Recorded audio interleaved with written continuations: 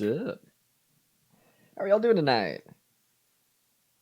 I am so in voice actor mode that the moment that the song ended, I just like went into DJ mode and I was gonna pause it and be like, cool, that was No Shame by 5 Seconds of Summer. We're going back with the, like, I don't even know what the fuck it was, but I was just about to just fully go into something that I have no idea what to say about. I don't know what was gonna come next. What are we coming back to? I don't know, but we're coming back to it right now. In 5 minutes, we're gonna be what do they say? I haven't listened to an actual radio in a very long time. But they're usually like, you know, you want to win tickets to the weekend? Well, here's a wacky question. What's the weirdest thing you found in a partner's bathroom? Call us at 1-800-KISS-FM.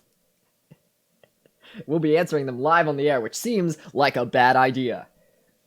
Evening, sexy. Oh, right back at you. How you doing, bro? I'm good. I'm good. I'm trying. So I didn't want to commit to coffee unless I knew that it would be a thing that I would be consuming on a somewhat regular basis. So I just got myself some Maxwell House or whatever, and was just fucking around with that. You know, I'm gonna turn on the fan because it's a little hot. I just did some cooking, and I made coffee. So when you got both, it's like it's gonna heat up. I'm just gonna put it on like setting 1, so that it doesn't make too much noise. Come on, buddy. But yeah, I've just been fucking with some Maxwell House, and I'm gonna turn the sound down. Hopefully, y'all won't be able to hear. And I will be able to hear the speaker. But yeah, so I've been fucking with some not great coffee. Because I wanted to like, it's like a starter pet, you know, where you get a kid a goldfish before you get them a dog. To make sure they can keep that thing alive first. But they never do, because not even their fault. They could be taking great care of the goldfish, it's gonna die within like, God, all my fish just like, and my friend's fish. I don't know a fish. I think I know of one fish of my friends that lasted more than like a year, and it lasted like 6 years or 7 years. It was a ridiculous amount of time to live for a fish. But now I'm fucking with Bones coffee, because I had a packet from I got my friend Yoav the Living Tombstone. It was his birthday last year, and I got him some coffee, and I had to pay for shipping anyway, so I got like a little thing of it's flavored like cereal milk, I think. So I was like, you know what? If I'm gonna like coffee, I'm gonna hold on to that, and then I didn't drink it for a year. But now it's a thing that I'm consuming. Not bad. It's not bad. Any kind of coffee, I have to just drown it in milk and sugar, but that's not the healthiest, so I'm trying to cut back on how much I can stand, you know? But, it's good to know that it's good, so I ordered some more, because if I'm going to consume this, I might as well enjoy it. It might as well be a somewhat enjoyable experience. Hey, J-Dubs! Thank you for the bits. Let me... pew. Did it work? There we go. I was like, I didn't hear it. Did you say time for bits? Because here they come. Thank you, I really appreciate it. You know, I need to... Well, I guess the bits animation is cool, but everything else, like, I've been living my life. I've been improving shit so much.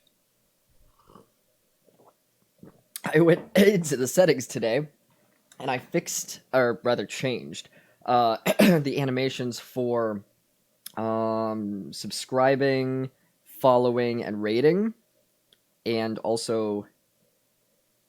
Wait, subscribing, follow, raid, and then there was one more. I forget what it was.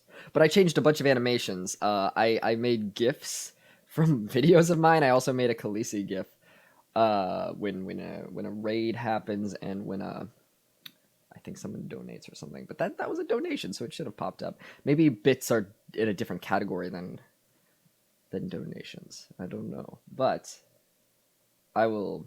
I'll fuck around. I'll try to see if I can fuck around with the bits donation too, because I want that to be personalized. Also, you know. Um, but yeah, what else? What have I been doing? Just preparing. You know. Uh, I got to enjoy the company of a cool person yesterday because neither of us are interacting with anyone else. You know, we're under quarantine and we're both like super like paranoid about germs and paranoid about like we need to flatten the curve. I'm not going to interact with any other humans. So neither of us have been interacting with any other humans. Uh, and that means that we are able to hang out a once a week treat basically. And so yesterday was that day, and that was a cool experience to see another human for the first time in a while.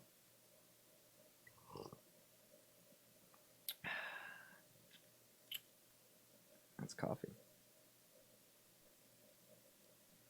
But yeah, they are a neat. They're a very neat human.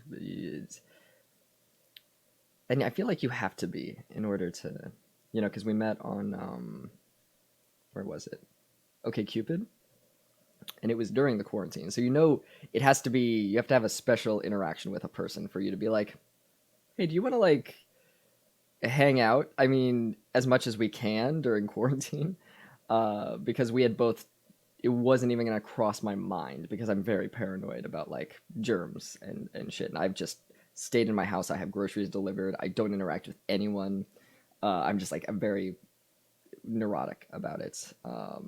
I'm anal about it, if you could say. Um, so there's like a 0% chance I would want to meet up with anyone. But then they were like, yes, I'm super paranoid. Also, I've been doing this, this, and this. And we kind of just like connected in a neat way, which is cool.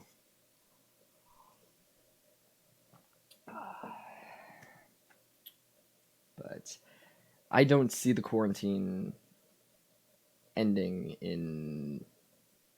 I can't see it ending for at least like 4 or 5 months, realistically, like at the earliest. I think we're going to be in this for a while because some people aren't being anal about it. You know, some people are just watching Fox News and Fox News says, "Hey, it's a hoax. Don't worry. Keep going to church." And they're like, "Cool." And they go out and just French kissing in the park or whatever straight people do. I don't know. That's what movies taught me that they do. But I think you know, mid-May, yeah, because right now it's April. It just started. April. It's April Fool's Day. Well, and I'm glad most people are just like, let's not do April Fool's Day. Like I hated it before, but even now it's like we're in hell right now. Can we just chill? Can we not fuck around with that, please? I'm all for like harmless pranks. I like silly goofs, but you know, I knew like it has probably happened, but I don't fucks with people like that, so that's probably why I haven't seen it. Where someone might have gone on the internet and it's like, "Hey, good news, guys! The coronavirus has a cure," and then everyone just beats the shit out of them because they're lying. Clean my glasses. I saw a meme the other day that was like, I it's too easy to fight people with glasses because all you got to do is, and then they linked two pictures, and one picture was fingers touching potato chips, and then the next picture was fingers touching glasses, and I'm like, yeah, that's all you have to do really to beat us in a fight. All you have to do is just get our glasses smudgy. I do go out, but don't get close to anyone, and only going out once again to get groceries to last me a couple weeks at the very least. Oh, am only, yeah, yeah. It's I'm very fortunate that I'm able to get groceries delivered. But if I had to go out in the world, I too would be like super cautious, both.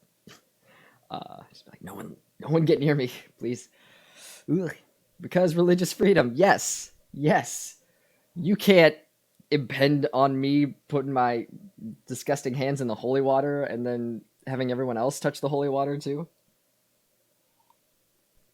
It's what Jesus would want. It really just it feels like we're living in a parody world. It feels like a Black Mirror episode. Like I'm so disappointed because I went to Catholic school for like 11, 12 years. Like I know how insane things get. But right now we're in the middle of a pandemic and you literally have human beings that are in charge of cults. I'm sorry, the churches. I don't know how that slipped through. But they're going to the front of lines in churches and just being like, "Don't worry, keep coming to church. It is a lie." What? Where are you getting your information? Don't say that. You think it's fake? You think people dying is fake? You're gonna go to the morgue and like talk to them, be like, get up, the prank is over. We know you're lying. Mm. Ah. Mm. Upside, Florida demanded people stay the fuck home. Downside, churches are considered essential services, so conservatives are still piling up together 2 days a week. Then funerals are just a domino effect. Oh boy. On one hand, it's like, well, at least natural selection is happening and the idiots are dying off. But there are consequences for everyone from that. But like one of the early Black Mirror episodes, I feel like the writing took a shift for the more uplifting after that. Oh, after that awesome San Bernardino episode. San Bernardino. Oh, is that the same episode as San Junipero? Or did autocorrect do something silly there? Unless there's two different San episodes that I am forgetting. San Junipero was the name of the lesbian episode, right?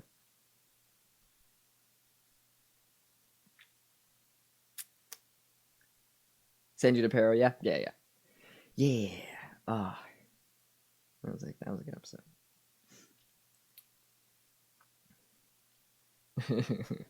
Buff White Jesus says grope each other and mock people who don't want to die because of your selfishness. Yup. Yeah, yesterday was dope because it was Trans Visibility Day or whatever it was, and I celebrated by having sex with another trans person. So that's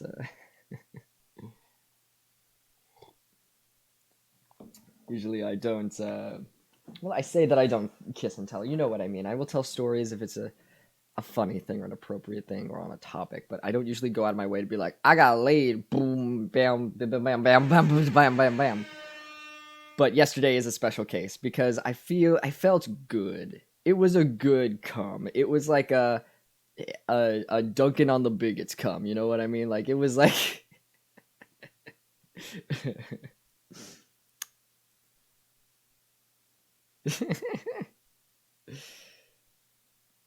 I ordered cookies on Amazon. They arrived by Sunday. You ordered? I guess you can. Yeah, I'm. I guess if it's like a brand, I was thinking more of Etsy stuff because I ordered cookies on Etsy once. I'm proud of your cum, bro. Thank you. Pat on the back. Pardon me. On that day of transgender people go outside, do rainbow shoot out of them. Yes. We have to be as visible as possible. It's a combination. Some people shoot out rainbows. Some of them, you know, those little flashy triangles that you put if your car breaks down on the side of the road. Those just kind of appear because we have to. It's like a lizard effect where the lizard gets scared and it goes, and the thing sprouts out. It's like that, but it's the bright flasher things on the side of the road. You combed good. I combed good. That's that's a combination of words that I love, but also did not think I would ever see. Oh, I'm glad coffee isn't a slog anymore. You know, it's not terrible. Now, I did a ton of test things today, so I don't actually know if these follows are legit or if they were generated by Stream Deck. but just in case, I might as well say them. Uh, Killa 804, thank you for the follow. Vermilion 7K, thank you for the follow. SMGKP, thank you for the follow. And Minika Flip, thank y'all for the follows. Now, question for you. I'm going to do the air horn once just now, and I just want y'all to like, because I have a speaker set up. I just want to make sure it's quiet enough that y'all aren't hearing it twice. So I'm gonna do the air horn once, and let me know if you hear it twice or once. Because I can totally turn it down. I just want to make sure. Hey, have a good night, Rodolphus. Now that your daily nonsense quota has been met. Hope you all have a good night and day tomorrow. Thank you. I will. I hope you do as well. Just heard it the one time? Dope. Okay. Yeah, the problem is that people need body counts to take a disease seriously, like how conservatives took Ebola seriously. Yet if a disease kills you too quick, the virus can't spread. Whereas Corona-chan has the potential to take out possible millions. Yeah, it's scary. They what was it? Do you know Folding Ideas? He's a YouTuber that I follow, Dan Olson. I love his stuff. He's really really smart dude who does, I don't know how to describe his content. He talks about film a lot. Folding Ideas. If you want to just search him, I recommend subbing to him. But he did a video recently. He's Canadian and a little. I believe he's immunocompromised. I would have to double check on that, but I think he talks about it in the video that I'm about to tell you about. But he did a video, I think just yesterday, where he talks about how he can't stop watching the movie Contagion, and it's super interesting. And I'll absorb like whatever he fucking puts out, but that it hits home, and it's very vulnerable, and it's very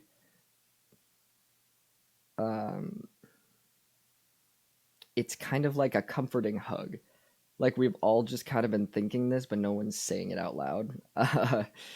So I appreciate it, and the video itself is so interesting too, because the whole time I was watching it, I was trying to figure out. It took me a couple of minutes to figure out exactly what this video was, because it's all one shot where it's him lying on a couch, just like looking miserable, just kind of like looking at the camera. But there's something I think this is what I've figured out. I think what it is that he edited a whole video and then projected it onto himself while recording himself while he's lying on the couch, because it's distorted in a way that it makes me feel like it's being projected onto him. But it's like super fascinating. And yeah, go check out his stuff. I'm a top, so I don't sub to just anyone. Well, that is fair. But if you're gonna sub to anyone, Dan Olson. Oh, Dan's very analytical, and he used to use a puppet, but he sometimes tackles topics I'm not interested in. Yeah, I mean, even that's totally fair. I will watch content that I don't even give a shit about as long as he's talking about it, because it gives me a perspective, I believe. Like I'm like, what? I've never oh god, his he did a very good video on Cats the musical, where it's just him having an existential crisis. And it's not him on camera. There's a little bit that's filmed in the beginning where it's him, but it's mostly just him talking over footage of him driving in a car. And even though I haven't seen Cats and am angry that it exists, I tried to watch. I think I got like 10 minutes into Cats and then was like, I'm good, thank you. But it's interesting to hear someone talk about something you know nothing about. I would equate it to is this sad? I don't know. I don't think so. We live in a time period where, like, I mean, right now you're watching a Twitch stream of me. You don't know me personally, but it kind of creates the illusion of spending time with a friend.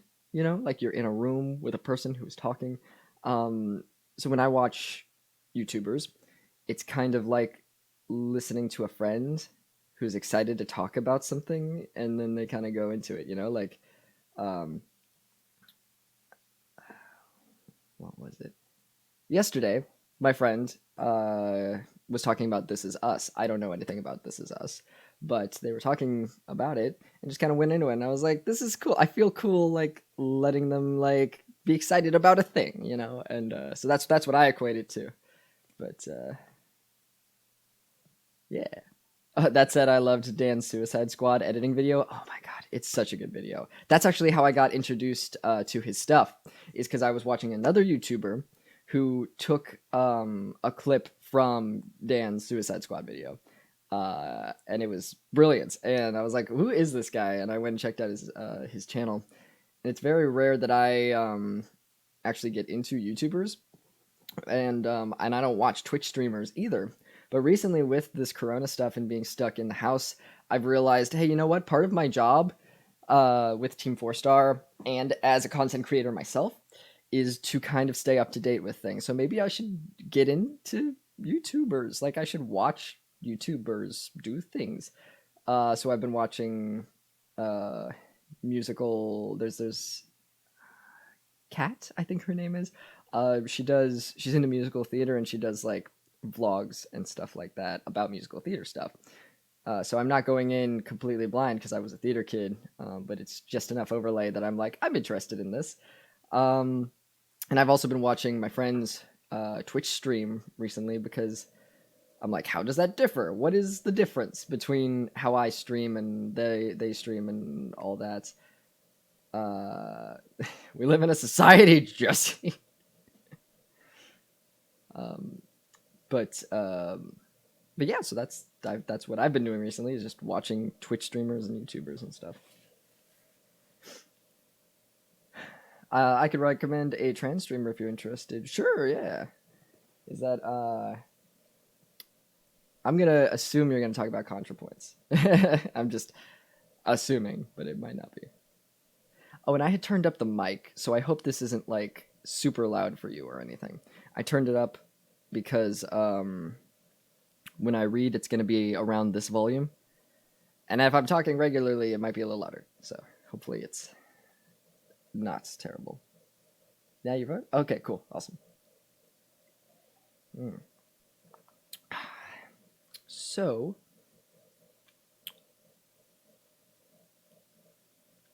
oh yeah, I found Foldable Human and Jill Burup. Is that how you? Yeah. Through that stint of time where Lindsay Ellis was uploading to Chiz Apocalypse. I don't know what that is, but yes, that's I know through we assume that like YouTubers all know each other, and I'm like, no, they don't. But then I'll watch something and just there's just different cameos and stuff, and I'm like, oh, they do know each other. Well, it was I think his 50 Shades of Grey video where Lindsay Ellis was provided a voice in it, and also my friend Jenny was in it too, and I'm like, oh, everyone knows each other. This is neat. And honestly, that's how I find people, is like good people are friends with other cool people.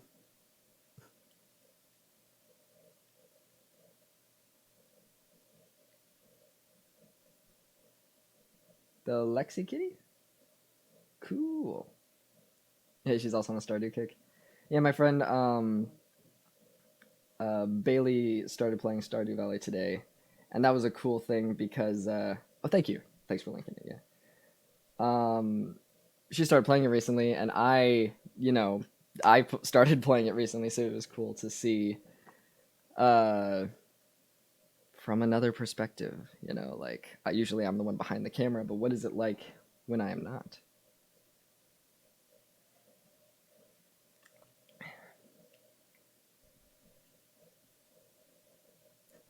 I tap out anything 50 Shades related and just go back to the stuff. And Vampire Chronicles Rice wrote under the alias AN Rocolere.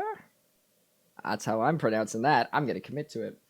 Yeah. If you, I usually tap out like anything that has to do with 50 Shades. But if you want to check out Dan's 50 Shades video series, there's 3 of them. If you haven't seen them yet, I highly recommend it because he read the books, and it's like it's very. I love how honest it is because it's titled "A Lukewarm Defense of 50 Shades of Grey," and I'm like, what are you gonna do? What are you gonna say in defense of 50 Shades of Grey? But honestly, there are some good defenses of that he brings up of the people trying to make the movie a good movie, but the author is so batshit insane that she's just not letting them at every turn. Um, it's an insane ride, but I recommend watching those if you haven't. Um, yeah, how are we doing? I think we can start. I usually give it a little time for people to fill in. So I don't know how many of you were here for the first 6 chapters. How many chapters was it? We're on page 57. But let's just dive in.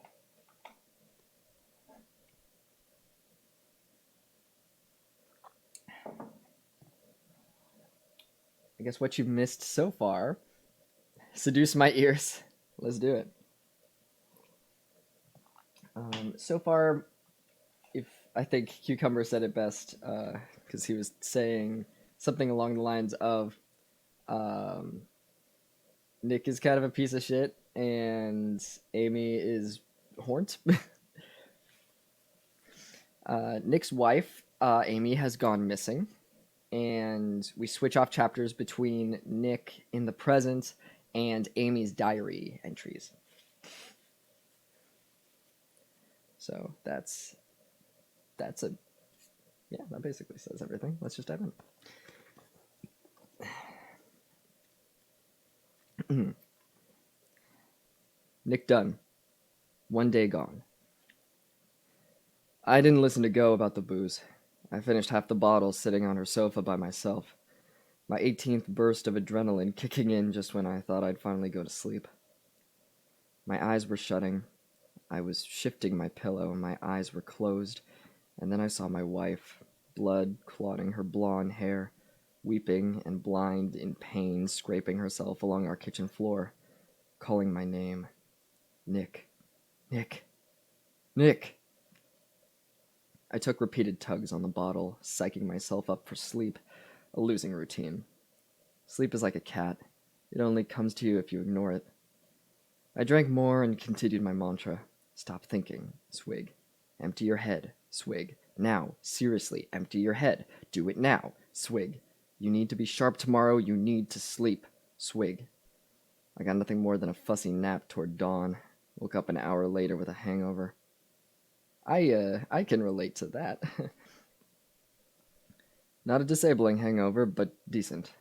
I was tender and dull, foggy, maybe still a little drunk. I stutter-walked to Go's Subaru, the movement feeling alien like my legs were on backward. I had temporary ownership of the car. The police had graciously accepted my gently used Jetta for inspection, along with my laptop.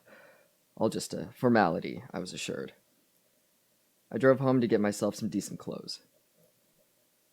3 police cruisers sat on my block, our very few neighbors milling around. No Carl, but there was Jan Teverer, the Christian lady, and Mike, the father of the 3-year-old IVF triplets, Trinity, Topher, and Tallulah. I hate them all just by name, said Amy, a grave judge of anything trendy. When I mentioned that the name Amy was once trendy, my wife said, Nick, you know the story of my name. I had no idea what she was talking about. Nick? I hate Nick. I'm sorry. Jan nodded from a distance without meeting my eyes, but Mike strode over to me as I got out of my car. I'm so sorry, man. Anything I can do, you let me know. Anything. I did the mowing this morning, so at least you don't need to worry about that. Mike and I took turns mowing all the abandoned foreclosed properties in the complex. Heavy rains in the spring had turned yards into jungles, which encouraged an influx of raccoons. We had raccoons everywhere, gnawing through our garbage late at night, sneaking into our basements, lounging on our porches like lazy house pets. The mowing didn't seem to make them go away, but we could at least see them coming now. Thanks, man. Thank you, I said. Man, my wife, she's been hysterical since she heard, he said. Absolutely hysterical. I'm so sorry to hear that, I said. I pointed at my door. Just sitting around crying over pictures of Amy. I had no doubt that 1,000 internet photos had popped up overnight just to feed the pathetic needs of women like Mike's wife. I had no sympathy for drama queens. Oh my god, Nick. Oof, I'm sorry. I hate you. Oh. You might say Amy is a gone girl.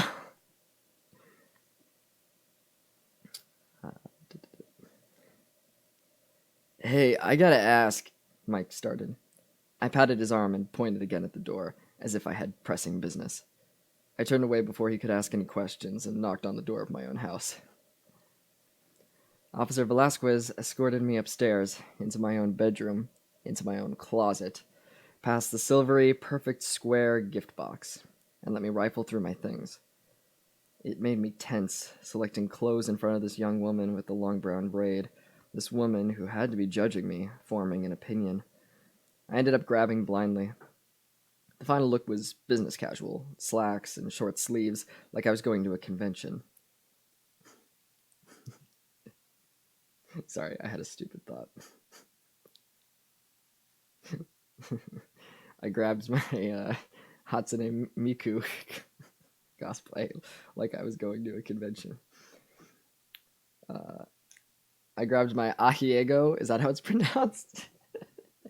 My Ahiego hoodie, because like I was going to a convention. He's always calling, he's already calling her his ex-wife. What a dick. That girl gone AF. Nick, more like dick. I'm big funny. You are. Got him. Let's see. It would make an interesting essay, I thought.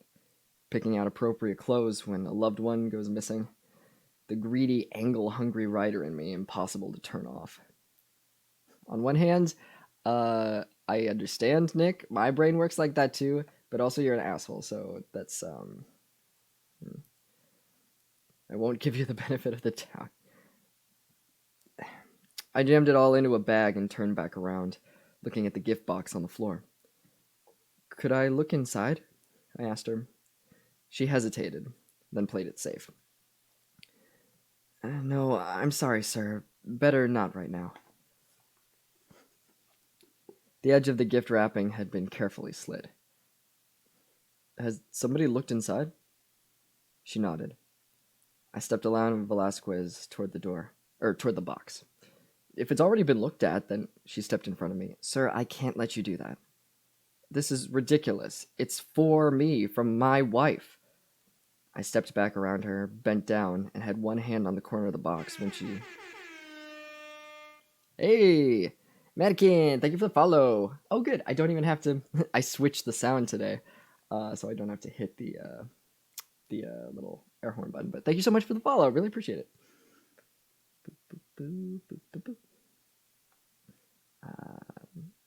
I stepped back around her, bent down, and had one hand on the corner of the box when she slapped an arm across my chest from behind. When she slapped an arm across my chest? Oh, I see, like, grabbed him, like, around the top. I felt a momentary spurt of fury that this woman presumed to tell me what to do in my own home. No matter how hard I try to be my mother's son, my dad's voice comes into my head unbidden, depositing awful thoughts, nasty words.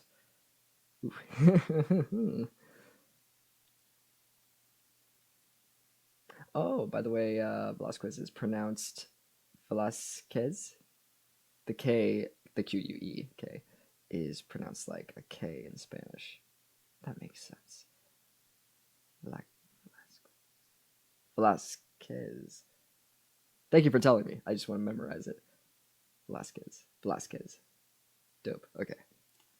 Thank you. Yeah, because like I studied Spanish for a while, but there are some things that I just don't pick up on, or that are just different. You know, like some, depending on what region you're from or whatever, it could be like you say things with a lisp. You know, like a Velasquez. which I've always been like, really? I didn't know that was a thing. Okay, Velasquez.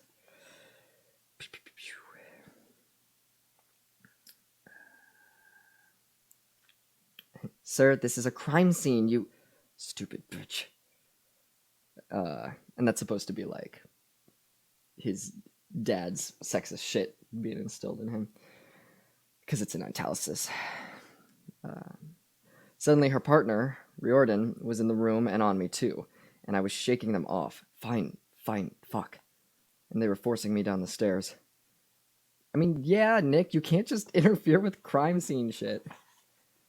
A woman was on all fours near the front door, swirling along the floorboards, searching. I assume for blood splatter. She looked up at me impassively, then back down. I forced myself to decompress as I drove back to Go's to dress. This was only one in a long series of annoying and asinine things the police would do in the course of this investigation. I like rules that make sense, not rules without logic, so I needed to calm down. Do not antagonize the cops, I told myself. Repeat if necessary, do not antagonize the cops. I ran into Boney as I entered the police station, and she said, "Your in-laws are here, Nick," in an encouraging tone, like she was offering me a warm muffin. Mary Beth and Rand Elliott were standing with their arms around each other, middle of the police station. Hey, Gimwin, thank you for the follow. I had to look at it twice. I was like, because I'm not used to seeing the chat right here. Usually I'm playing a video game and it's off to the side, and I'm like, is this the chat? Is this what is happening? Thank you for the follow. Really appreciate it. Let's see. Warm muffin. Oh, cool. Yeah. That's how I always saw them. Hands patting, chins nuzzling, cheeks rubbing. Whenever I visited the Elliott home, I became an obsessive throat clearer. I'm about to enter, but the Elliots would be around any corner, cherishing each other. They kissed each other full in the mouth whenever they were parting, and Rand would cup his wife's rear as he passed me. It was foreign to me. My parents divorced when I was 12, and I think maybe when I was very young, I witnessed a chaste cheek kiss between the two when it was impossible to avoid. Christmas, birthdays, dry lips. On their best married days, their communications were entirely transactional. We're out of milk again. I'll get some today. I need this... Where is that? I need this ironed properly. I'll do that today. How hard is it to buy milk? Silence. You forgot to call the plumber. Sigh. God damn it, put on your coat right now and go out and get some goddamn milk. Now. These messages and orders brought to you by my father, a mid-level phone company manager who treated my mother, at best, like an incompetent employee. At worst, he never beat her, but his pure, inarticulate fury would fill the house for days, weeks at a time, making the air humid, hard to breathe, my father stalking around with his lower jaw jutting out, giving him the look of a wounded, vengeful boxer, grinding his teeth so loud you could hear it across the room. Throwing things near her, but not exactly at her. I'm sure he told himself, I never hit her. I'm sure because of this technicality, he never saw himself as an abuser. But he turned our family life into an endless road trip with bad directions and a rage-clenched driver, a vacation that never got the chance to be fun. Don't make me turn this car around. Please, really, turn it around. I don't think my father's issue with my mother was in particular. He just didn't like women. He thought they were stupid, inconsequential, irritating. That dumb bitch. It was his favorite phrase for any woman who annoyed him. A fellow motorist, a waitress, our grade school teachers, none of whom he actually met, parent-teacher conferences stinking of the female realm as they did. I still remember when Geraldine Ferrero was named the 1984 vice presidential candidate, us all watching in on the news before dinner. My mother, my tiny, sweet mom, put her hand on the back of Go's head and said, "Well, I think it's wonderful." And my dad flipped the TV off and said, "It's a joke. You know it's a goddamn joke. Like watching a monkey ride a bike." It took another 5 years before my mother finally decided she was done. I came home from school one day and my father was gone. He was there in the morning and gone by the afternoon. My mom sat us down at the dining table and announced, "Your father and I have decided it would be best for everyone if we live apart." And Go burst into tears and said, "Good, I hate you both." And then instead of running to her room like the script called for, she went to my mom and hugged her. So my father went away, and my thin, pained mother got fat and happy. Fairly fat and extremely happy, as if she were supposed to be that way all along. A deflated balloon taking in air.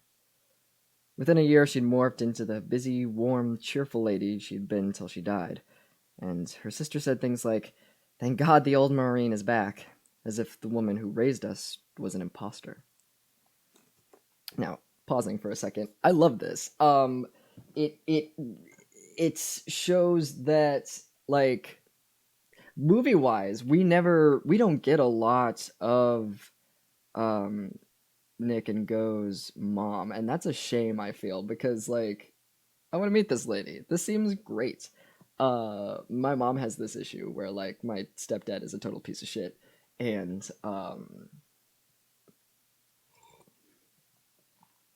just constantly trying to, like, she's constantly trying to make people like him, but as the time has gone on, she's just gotten more aware of the situation. And now, when I've been shit talking him my whole life, but now when I shit talk him, she's like, "Yeah," like, she gets it.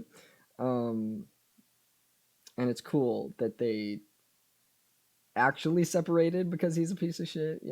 Usually it's just like, well, I guess we're just gonna be married forever. Let's see. As for my father, for years I spoke to him on the phone about once a month. The conversation's polite and newsy, a recital of things that happened. The only question my father ever asked about Amy was, "How is Amy?" which was not meant to elicit any answer beyond, "She's fine." He remained stubbornly distant even as he faded into dementia in his 60s. If you're always early, you're never late. My dad's mantra, and that included the onset of Alzheimer's. A slow decline into a sudden steep drop that forced us to move our independent, misogynistic father to a giant home that stank of chicken broth and piss, where he'd be surrounded by women helping him at all times. Ha. My dad had limitations.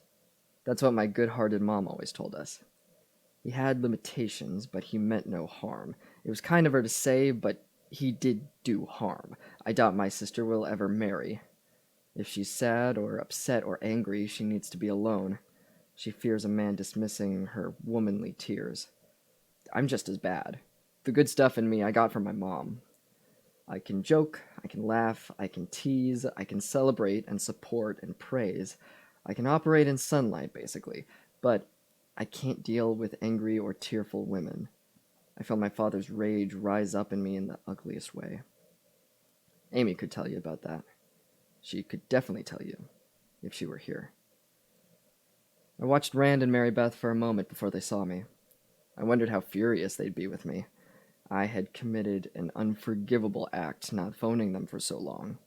Because of my cowardice, my in-laws would always have that night of tennis lodged in their imagination, the warm evening, the lazy yellow balls bumping all along the court, the squeak of tennis shoes, the average Thursday night they'd spent while their daughter was disappeared.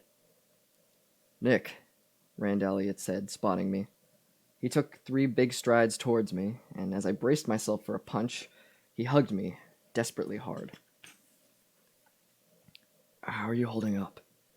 he whispered into my neck, and began rocking. Finally, he gave a high-pitched gulp, a swallowed sob, and gripped me by the arms. "We're going to find Amy, Nick. It can't go any other way. Believe that, okay?" Rand Elliott held me in his blue stare for a few more seconds, then broke up again. 3 girlish gasps burst from him like hiccups, and Mary Beth moved into the huddle, buried her face in her husband's armpit. When we parted, she looked up at me with giant stunned eyes. It's just a goddamn nightmare," she said. How are you, Nick? When Maribeth asked, "How are you?" it wasn't a courtesy, it was an existential question. She studied my face, and I was sure she was studying me and would continue to note my every thought and action. The Elliots believed that every trait should be considered, judged, categorized. It all means something, it can all be used. Mom, dad, baby, they were three advanced people with three advanced degrees in psychology. They thought more before 9 a.m. than most people thought all month.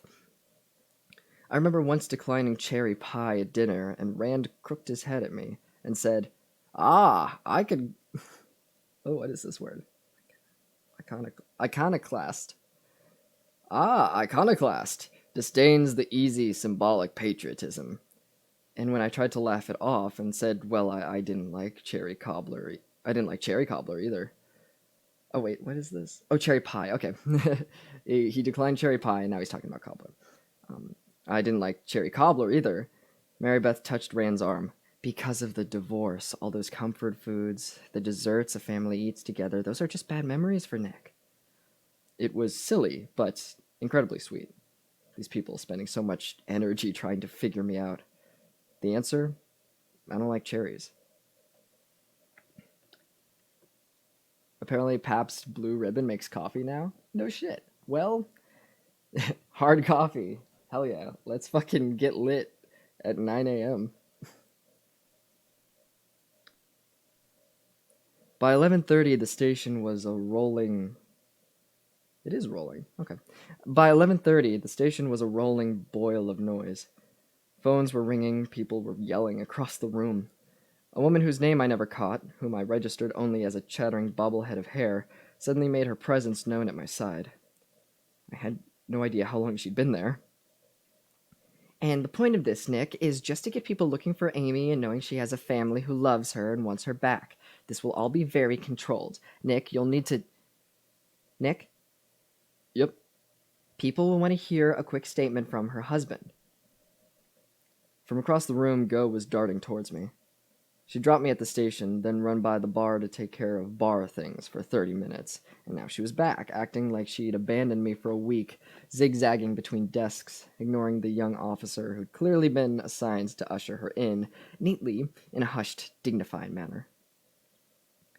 Okay so far? Go said, squeezing me with one arm. The dude hug. The Dunn kids didn't perform hugs well. Go's thumb landed on my right nipple. I wish Mom was here, she whispered, which was what I'd been thinking. No news? She asked when she pulled away. Nothing. Fucking nothing. You look awful. You look like you feel awful. I feel like fucking shit. I was about to say what an idiot I was, not listening to her about the booze. I would have finished the bottle too.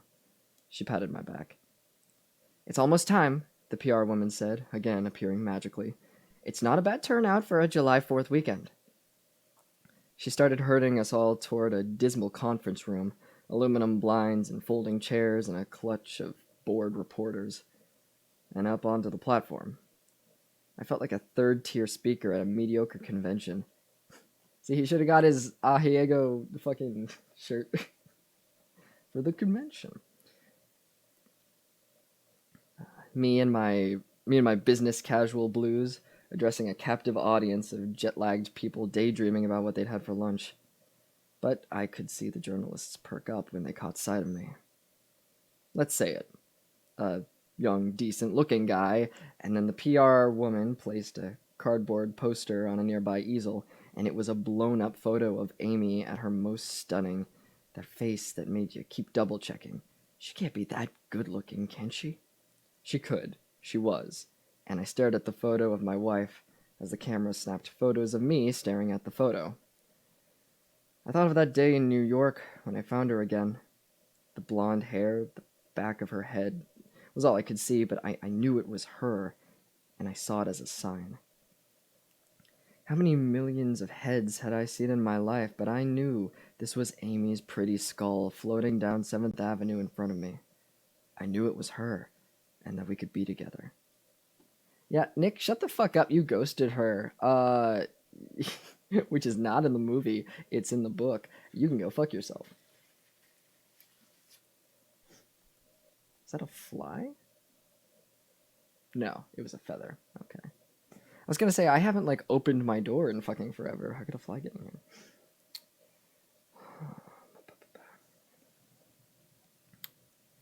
Cameras flashed. I turned away and saw spots. It was surreal. That's what people always say to describe moments that are merely unusual. I thought, you have no fucking idea what surreal is. My hangover was really warming up now, my left eye throbbing like a heart. The cameras were clicking, and the two families stood together, all of us with mouths in thin slits, Go the only one looking even close to a real person. The rest of us looked like placeholder humans. Bodies that had been dollied in and propped up. Amy, over on her easel, looked more present. We'd all seen these news conferences before, when other women went missing. We were being forced to perform the scene that TV viewers expected, the worried but hopeful family, caffeine-dazed eyes and ragdoll arms. My name was being said. The room gave a collective gulp of expectation. Showtime. When I saw the broadcast later, I didn't recognize my voice. I barely recognized my face. The booze, floating, sludge-like, just beneath the surface of my skin, made me look like a fleshy wastrel, just sensuous enough to be disruptible. I had worried about my voice wavering, so I overcorrected, and the words came out clipped, like I was reading a stock report. We just want Amy to get home safe. Utterly unconvincing, disconnected. I might as well have been reading numbers at random. Rand Elliott stepped up and tried to save me. Our daughter, Amy, is a sweetheart of a girl, full of life. She's our only child, and she's smart and beautiful and kind. She really is amazing, Amy, and we want her back. Nick wants her back. He put a hand on my shoulder, wiped his eyes, and I involuntarily turned to steel. My father again. Men don't cry. Rand kept talking. We all want her back where she belongs, with her family. We've set up a command center over at the Days Inn. The news reports would show Nick Dunn, husband of the missing woman, standing metallically next to his father-in-law, arms crossed, eyes glazed, looking almost bored as Amy's parents wept. And then worse. My long-time response, the need to remind people I wasn't a dick, I was a nice guy, despite the effectless, yeah. My long-time response, the need to remind people I wasn't a dick, I was a nice guy, despite the effectless stare, the haughty douchebag face. So there it came, out of nowhere, as Rand begged for his daughter's return. A killer smile. Ooh. Nick, you fucked up. Okay, I get it because I smile when I'm nervous, but fuck Nick.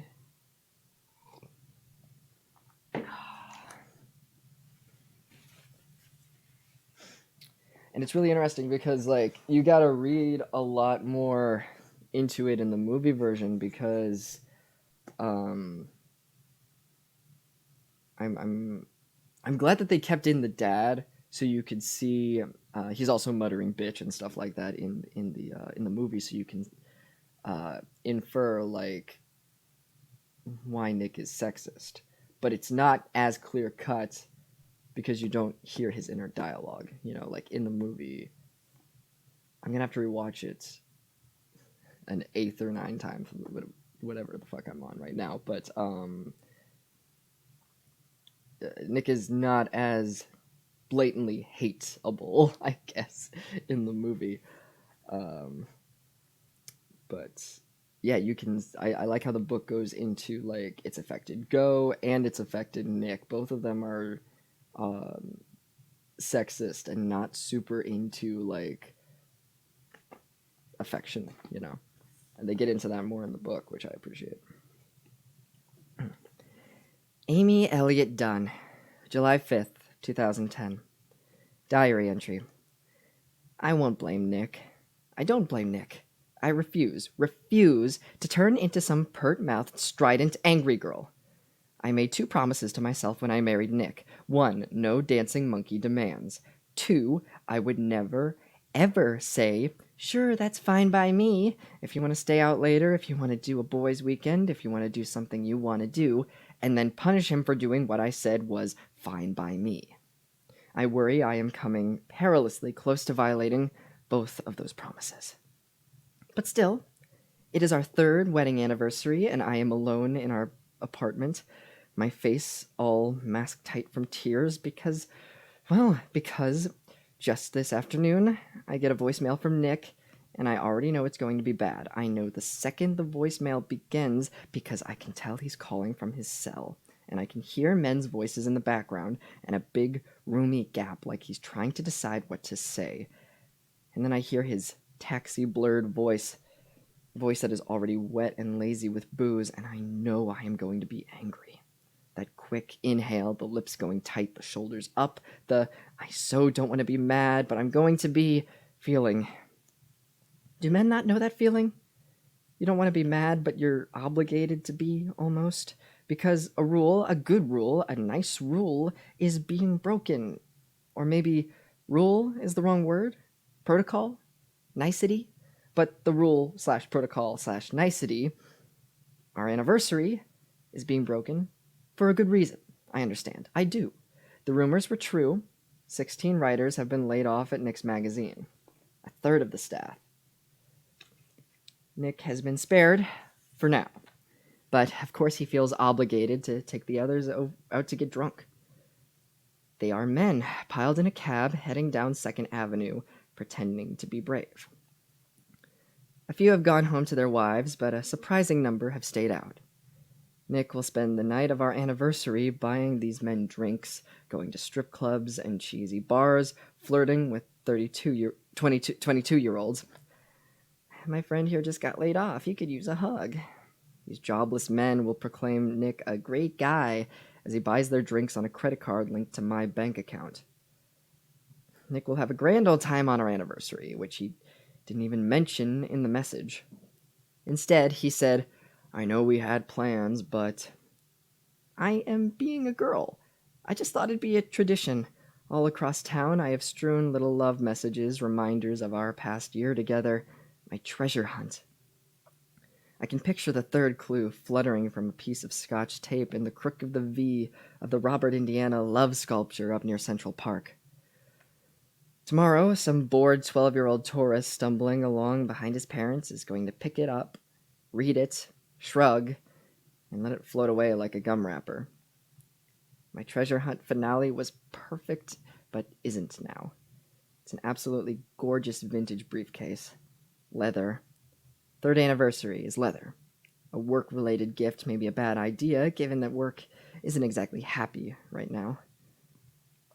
In our kitchen, I have 2 live lobsters, like always. Or like what was supposed to be always. I need to phone my mom and see if they can keep for a day, scrambling dazedly around their crate, or if I need to stumble in and with my wine-lame eyes battle them and boil them in my pot for no good reason. I'm killing 2 lobsters I won't even eat. Dad phoned to wish us happy anniversary, and I picked up the phone, and I was going to play it cool, but then I started crying when I started talking. I was doing the awful chick talk cry. So I had to tell him what happened, and he told me I should open a bottle of wine and wallow in it for a bit. Dad is always a proponent of a good indulgent sulk. See, that's cool. Like, you see the differences between Amy's dad and Nick's dad is like, it's so interesting and cool. Because Amy's dad, she's like, why, like, crying to him, like, hey, this sucks. Like, my husband ditched me on our anniversary. And he's like, honey, open a bottle of wine. Like, he's like, what good masculinity, like what positive fucking masculinity. And then you go to Nick's dad, he's just like the definition of toxic masculinity. Shit, man, Amy sounds great. 10 out of 10 would hold hands with. Yeah, no, Amy's great. I do more than hand holding. Amy horns. Yeah, Amy gets it's so funny because like in the movie they do like go into Amy being real horns, but not to the degree of the book. I think in Amy's diary entries in the movie, I think they only have sex like once or twice. But book Amy is like woof. Um, no, Amy's dope. Let's see.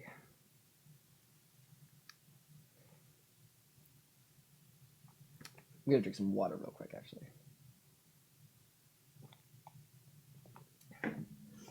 If you're reading, you gotta make sure you hydrate. More like hydrate.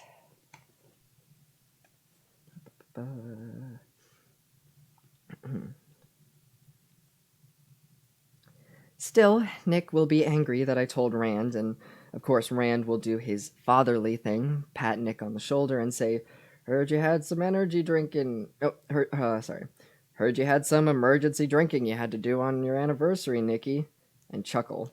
So Nick will know, and he will be angry with me because he wants my parents to believe he's perfect. He beams when I tell them stories about what a flawless son in law he is. Except for tonight. I know, I'm being a girl. Yeah, Nick, maybe if you want them to be perfect, you could be perfect. Like, just. Maybe just not be a shithead, and then people won't know you're a shithead. What's further than hand holding? That's the peak of degeneracy. Yeah, I got no idea what comes after hand holding. That's pretty adult, actually. Inappropriate. Can we save the potty talk? It's 5 a.m. The sun is coming up, almost as bright as the street lights outside that have just blinked off. I always like that switch when I'm awake for it. Sometimes when I can't sleep, I'll pull myself out of bed and walk through the streets at dawn, and when the lights click off, all together, I always feel like I've seen something special. "Oh, there go the streetlights," I want to announce. In New York, it's not 3 or 4 a.m., that's the quiet time. There are too many bar stragglers calling out to each other as they collapse into taxis, yelping into their cell phones as they frantically smoke that one last cigarette before bed. 5 a.m., that's the best time, when the clicking of your heels on the sidewalk sounds illicit. All the people have been put away in their boxes, and you have the whole place to yourself. Side note, I agree with that. I lived in Brooklyn. Love that time when there's just no one on the street. Sorry, I forgot to mention hand-holding breaches terms of service. Yeah, thank you. Thank you. Sorry, excuse me. Thank you. He keeps trying to hide how much of a piece of shit he is instead of trying to do anything about it. Yeah, that's like... Oof. It's not even, like, I was going to compare him to BoJack, but, like, BoJack at least tries to be a better person. BoJack has the thing, at least in the last season, where he realizes he's a piece of shit and he tries to fix himself, and then it's not working right away, and then he gets frustrated and is like, "Well, I'm a better person now, so like, damn it, you should," you know.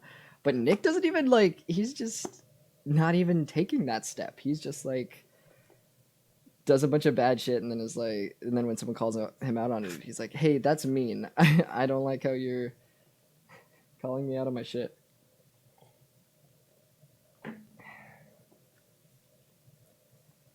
Here's what happened. Nick got home just after 4. A bulb of beer and cigarettes and fried egg odor attached to him. A placenta of stink. I was still awake, waiting for him, my brain thunking after a marathon of Law and Order. He sat down on our ottoman and glanced at the present on the table and said nothing. I stared at him back. He clearly wasn't going to even graze against an apology. "Hey, sorry things got screwy today." That's all I wanted, just a quick acknowledgement. "Happy day after anniversary," I start. He sighs, a deep, aggrieved moan. "Amy, I've had the crappiest day ever. Please don't lay a guilt trip on me on top of it." I'm so mad at Nick right now. Jesus Christ. Oh.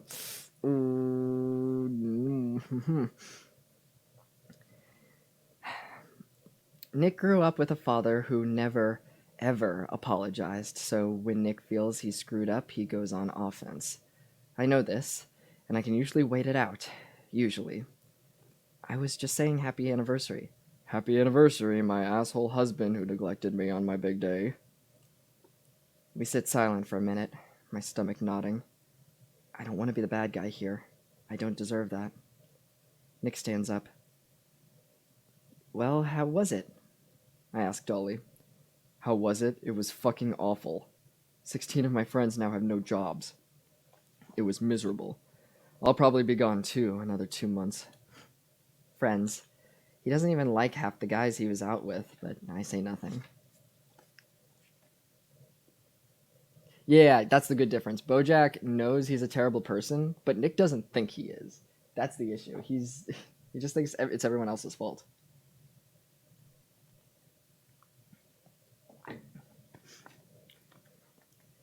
I know it feels dire right now, Nick, but it's not dire for you, Amy.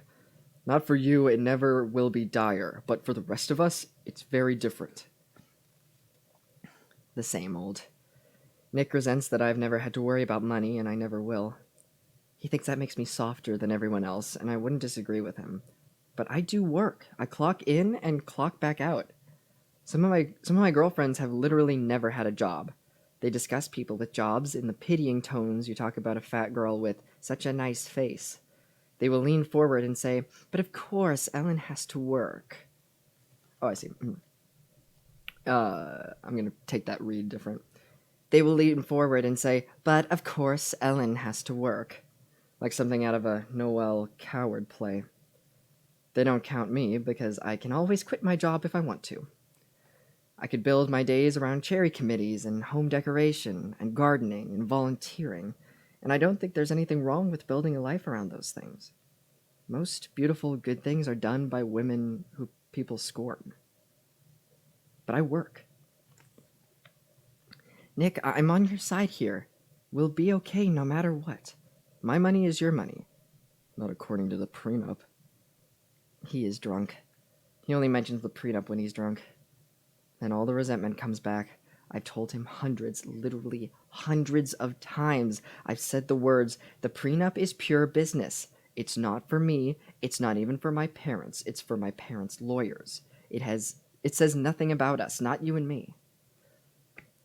He walks over toward the kitchen, tosses his wallet and wilted dollars on the coffee table, crumples a piece of notepaper, and tosses it in the trash with a series of credit card receipts. That's a shitty thing to say, Nick. It's a shitty way to feel, Amy. He walks to our bar, in the careful, swamp-wading gait of a drunk, and actually pours himself another drink. You're going to make yourself sick, I say. He raises his glass and an up yours cheers to me. You just don't get it, Amy. You just can't. I've worked since I was 14 years old. I didn't get to go to fucking tennis camp and creative writing camp and SAT prep and all that shit that apparently everyone else in New York City did because I was wiping down tables at the mall and I was mowing lawns and I was driving to Hannibal and fucking dressing like Huck Finn for the tourists and I was cleaning the funnel cake skillets at night. I feel an urge to laugh, actually to guffaw. A big belly laugh that would sweep up Nick and soon we'd both be laughing and this would be over. This litany of crummy jobs. Being married to Nick always reminds me, people have to do awful things for money. Ever since I've been married to Nick, I always wave to people dressed as food. I've had to work so much harder.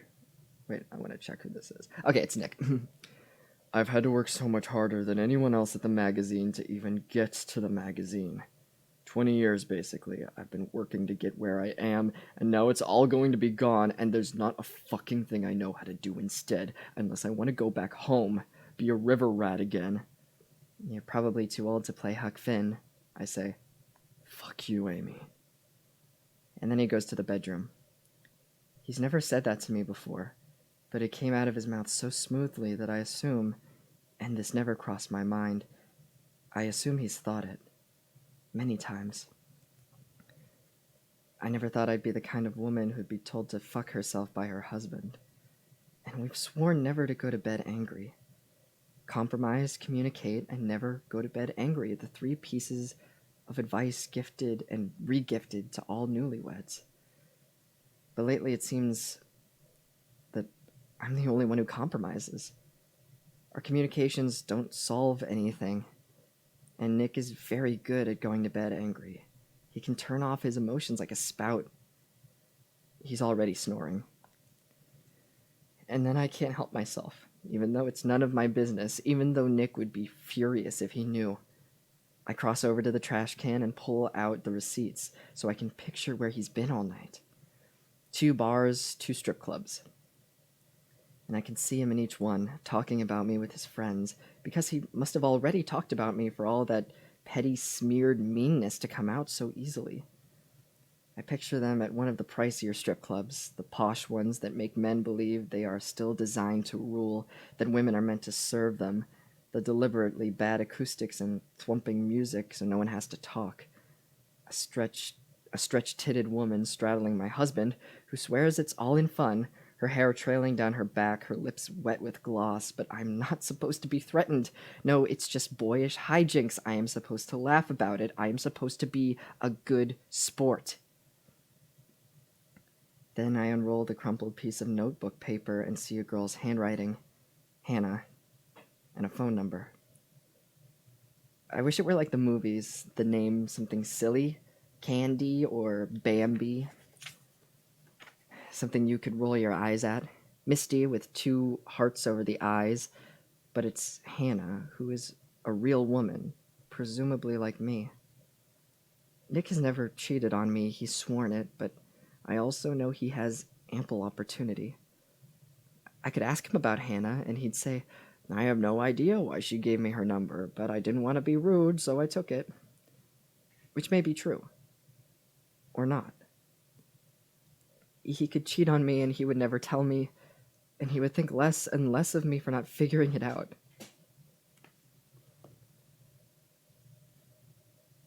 Yeah, that was weird. Something fell behind me. It was bread. I thought it was Khaleesi for a second, but Khaleesi's staring at it too. Yeah. Big yawn. He's so unbearably condescending. Nick is a very good example of toxic masculinity. Oh, yes, absolutely. Funnel cakes aren't made in skillets. They're poured through a funnel into boiling oil. Yeah, I don't know. Like, I don't know if that's him being drunk or like... I got no clue. Hi, Khaleesi. Are you a little baby? Yeah. Oh, who's a good baby? Yeah, it's you. Good, her butthole is just right off screen. You want me to read to you? Oh, hold on. Just got something in her eye. Good girl. You're a good baby. Thank you. She's very good for letting me touch her eye. Yes, you are. Some cats, I tried to, since I got her when she was like 10 months old, I think. And I wanted to train her to make sure like she lets me touch her around her eyes if I need to. And luckily she's smart enough that it took, even though I started teaching her when she was almost a year old. You did? You were so smart. You have a fuzzy little face, and it's ridiculous. Good puss puss. You're a good puss puss. She's nice. Let's see. He would see me across the breakfast table, innocently slurping cereal, and know that I am a fool, and how could anyone respect a fool? Now I'm crying again, with Hannah in my hand. It's a very female thing, isn't it, to take one boys' night and snowball it into a marital infidelity that will destroy our marriage? I don't know what I'm supposed to do. I'm feeling like a shrill fishwife or a foolish doormat. I don't know which. I don't want to be angry. I can't even figure out if I should be angry. I consider checking into a hotel. Let him wonder about me for a change. I stay where I am for a few minutes, and then I take a breath and wade into our booze-humid bedroom. And when I get in bed, he turns to me and wraps his arms around me and buries his face in my neck, and at the same time, we both say, "I'm sorry." Ooh, that is such a chilling end to that chapter. I absolutely love that end to it because that is just it. Like, a toxic, abusive piece of shit can just be like super horrible to you for a whole night, and you're in the right, and then you end up apologizing like at the same time that he does, and it's like, well, I guess we were both in the wrong, you know? Like, oof. I felt that in my soul. Kill him in his drunken slumber, Amy. That'll show him to make a fool of you. Nick Dunn. One day gone. Flashbulbs exploded, and I dropped the smile, but not soon enough. I felt a wave of heat roll up my neck, and beads of sweat broke out of my nose. Stupid, Nick, stupid. And then, just as I was pulling myself together, the press conference was over, and it was too late to make any other impression. I walked out with the Elliots, my head ducked low as more flashbulbs popped. I was almost to the exit when Gilpin trotted across the room toward me, flagging me down. "Gonna grab a minute, Nick?" He updated me as we headed toward a back office. "We checked out that house in your neighborhood that was broken into. Looks like people camped out there, so we got lab." Oh, hey, I thought it was a typo, but he does say there twice. Let me repeat that. "We checked out that house in your neighborhood that was broken into. Looks like people camped out there, so we've got a lab there. And we found another house on the edge of your complex. Had some squatters." "I mean, that's what worries me," I said. "Guys are camped out everywhere. This whole town is overrun with pissed off, unemployed people." Carthage was, until a year ago, a company town, and that company was the sprawling Riverway Mall, a tiny city unto itself that once employed 4,000 locals, 1/5 the population. It was built in 1985, a destination mall meant to attract shoppers from all over the Middle West. I still remember the opening day. Me and Go, Mom and Dad watching the festivities from the very back of the crowd in the vast tarred parking lot. Because our father always wanted to be able to leave quickly from anywhere. Even at baseball games, we parked by the exit and left at the 8th inning. Me and Go, a predictable set of mustard-smeared wines, petulant and sun-fevered.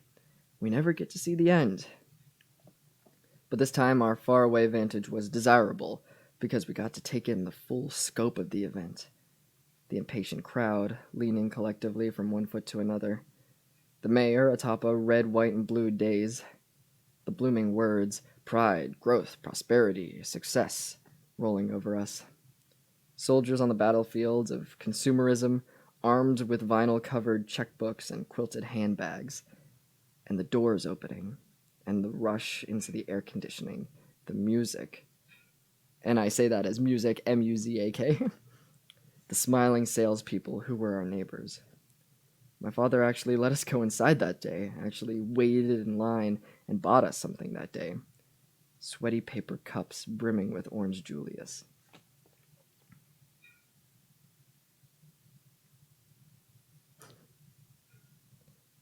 Oh, I see. Pride. Cucumber did a bunch of Pride gifs. Not gifs, emotes. I sound old. I guess not even an old person would call them gifs. Pictures. One of those moving pictures. For a quarter century, the Riverway Mall was a given. Then the recession hit, washed away the Riverway store by store until the whole mall finally went bust. It is now 2 million square feet of echo. No company came to claim it. No businessman promised a resurrection. No one knew what to do with it, or what would become of all the people who'd worked there. Including my mother, who lost her job at Shooby Dooby. Ooh, that's so good. Shoe, it's like S-H-O-E. Shooby Dooby. 2 decades of kneeling and kneading, of sorting boxes and collecting moist foot hosiery, gone without ceremony. The downfall of the mall basically bankrupted Carthage. People lost their jobs, they lost their houses. No one could see anything good coming anytime soon. We never get to see the end. Except it looked like this time Go and I would. We all would.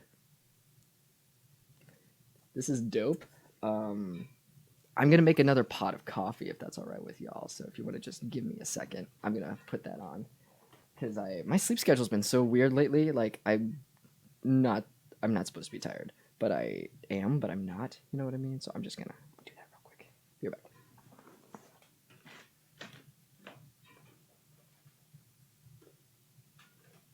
I've also learned how easy it is to make coffee. I thought it would be a whole dooby doo, shooby doo, shooby dooby doo, but it ain't.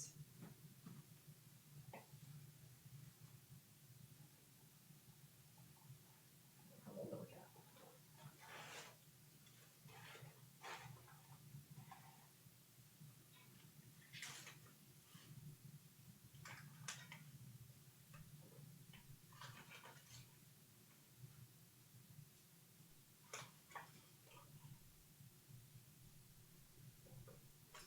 Hell yeah. There are moments from the movie that I can't wait to like get to in the book.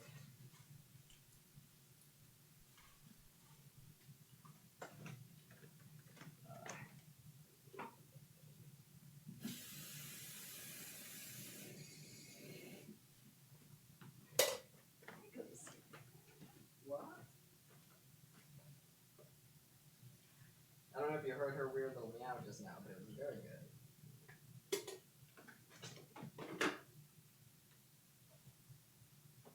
She does this weird thing where she goes.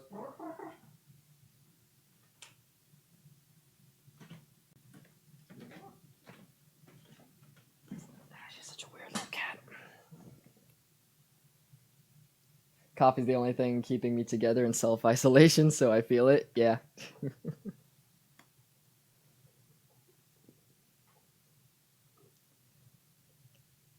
Yeah, the what's it called? Mr. Coffee? Mr. Coffee is very easy to use.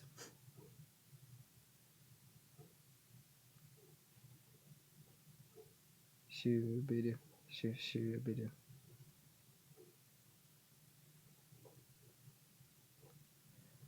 Honestly, the only sustainable jobs in the Midwest are agriculture, trains, barges, and factories.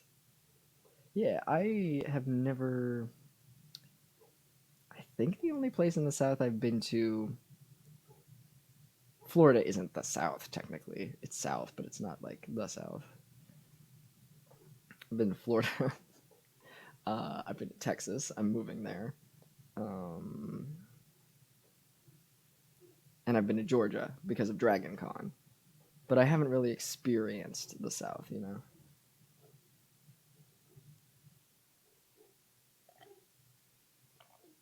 But I'm also queer, so I might have a bad time.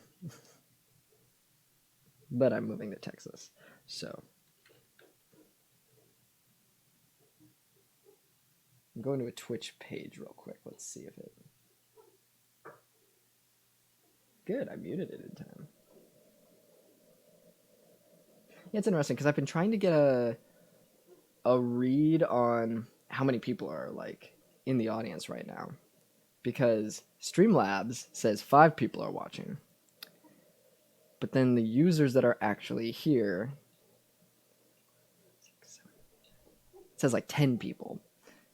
So I don't know what the accurate it is. Florida is its own entity. LeMayo. Yeah. Florida is just Florida. Florida is its own country. The only reason to come to the Midwest is cheaper pork, Bud Light, and corn. I like corn. I like porn. Yep. Porn. It's a combination of pork and corn. Love porn. Delicious. Texas isn't as bad as other places in the South for queer people. Yeah, good. Like we've talked about it, but the near cities, I've heard that it's better, which is dope. Because I'm moving to Dallas. Khaleesi doesn't know what to make of the coffee machine, so she'll like walk past it and like give it a side eye and then just keep walking. I tweeted about it, but the other day I was making coffee. It was like one of the first times that I made coffee in that thing. And she jumped up like onto this. It's just sitting on this like little ledgy thing. It's not even a full table. And it's like just there's not a lot of room to stand. And she jumped up next to it and was just like this close to the coffee thing, just looking at it. And she's just gonna like put her nose against it. And I'm like, hey, fucking don't. Can we not, Khaleesi? Can we just not? Please? She's very upset at me because clearly I'm an asshole. I'm the bad guy.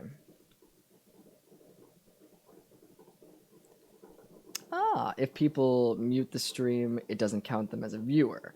So people are probably lurking hard mode. Ooh, I see you lurking. Hey, it's me. You can't hear what I'm saying, but I'm trying to get your attention.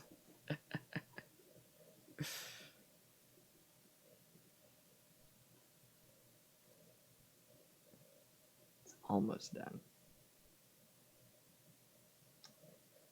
This coffee tastes more like Dunkin' Donuts because I used to work at Dunkin' Donuts and I tried getting into coffee when I was when I was there, and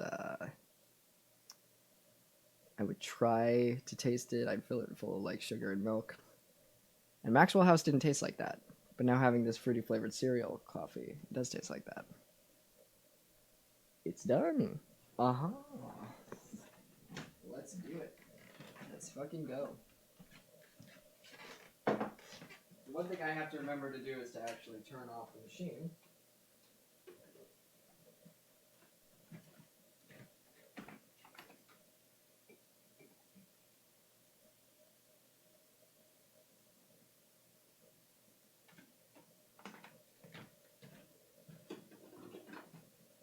I'm still thinking about Shooby-Doo.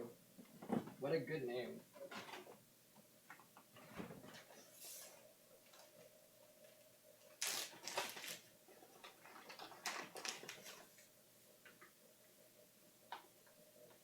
The only thing I knew about Mr. Coffee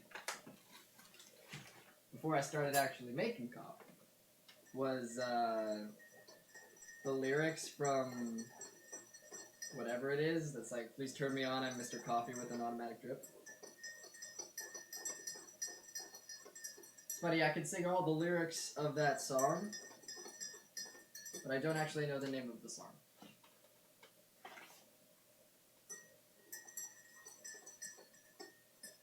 It's like sweat, baby, sex is a Texas drought. No.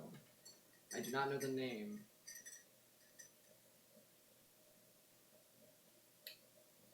I'm gonna assume it's just called the sex song. I feel like it's something like that.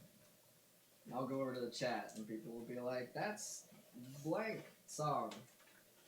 And I will believe you.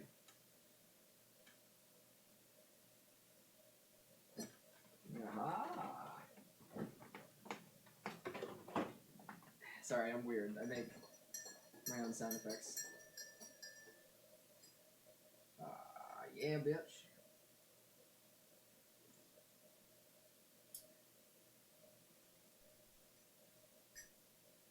See, now I have to drink enough out of it that, like, I can transport it places without it spilling everywhere. But it's hot.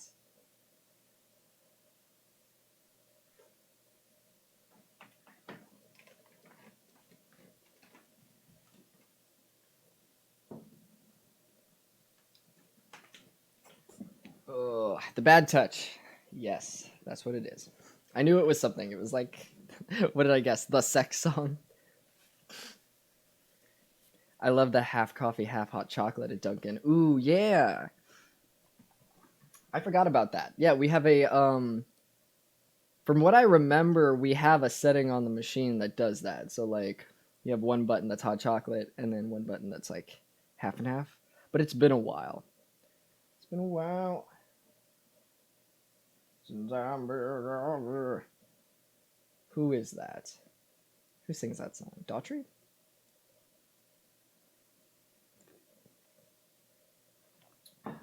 That would be my guess. Let me it's been a while since you looked at me. Oh, is it Stained?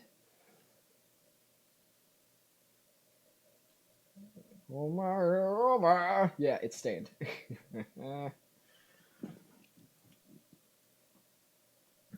Oh my god, I just looked up the lyrics and they're insane. Oh, to the Bad Touch? Yeah. It's it's one of those cases of just going off, just like they probably just were like, this sounds good, and just kept writing and writing, and were on some kind of drug, and then they finished the song and was like, cool, let's record it. I wonder if I do I know all the lyrics? I haven't I've never done it at karaoke. But it's been like maybe 8 years. Okay, let's do it. Let me see. Sweat, baby, sex is a Texas drop me, and you do the kind of stuff that only Prince would sing about. So put your hands down my pants, and I bet you'll feel nuts. Yes, I'm Cisco. Yes, I'm Ebert, and you're getting 2 thumbs up. What is this? Oh, yep, that is it. That is the music video is fucking buck wild. I remember just peak '90s. Like, what year even was this? It was probably 2000, but it feels '90s to me. Oh my god. No, the first comment that's like the highest up is from a week ago, and it says innocent times when songs about sex were funny and Corona was a weird Mexican beer. Remember back in the days?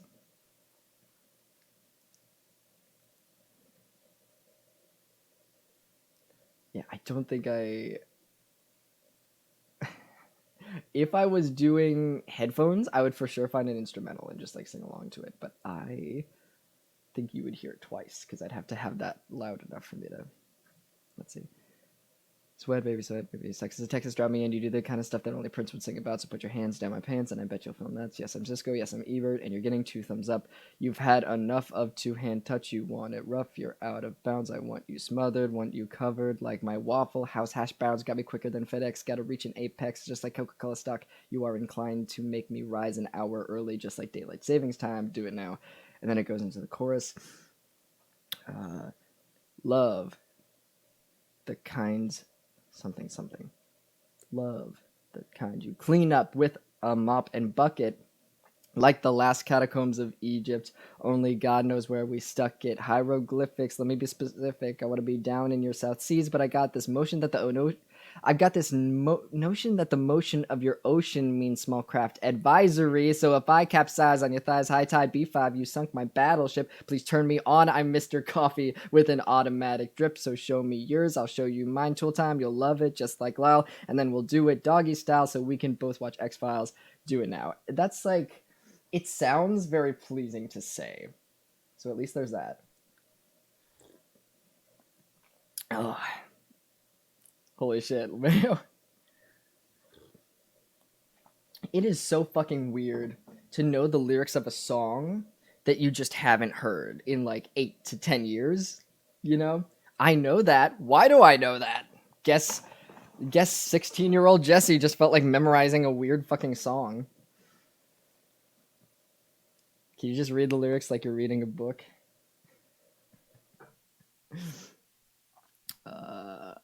Love. The kind you clean up with a mop and bucket. I just do like a...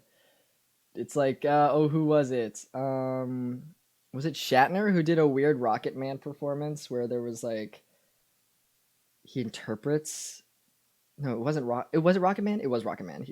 He did like a weird performance where he interprets the song, and it comes out as like a dramatic reading, and then you're like, okay, I know what's happening. What, cool, whatever. But then like he starts going into it, and then all of a sudden there's another Shatner beside him, and you're like, this is a live performance. What is happening? And then there's three of them. They're all doing shit. My friend showed it to me the other day, um, and it's a fucking trip. It's wild. Uh, we were just exchanging YouTube videos. They showed me that, and I showed them Michael Gormley. I don't think I've shown y'all Michael Gormley. If you go, you don't have to watch it now because it is an experience. But if I search Michael Gormley, let's see if it comes up. Oh, okay. You go to YouTube, you search Michael Gormley. He has a song called Without You that is chef's kiss, delicious. It's by the Uncharted Zone, which is like this collection of like karaoke songs. Not even karaoke songs. It just seems like it's karaoke because of the music videos. And I want Michael Gormley to be my dad. He's a fucking trip. But check that out later, please.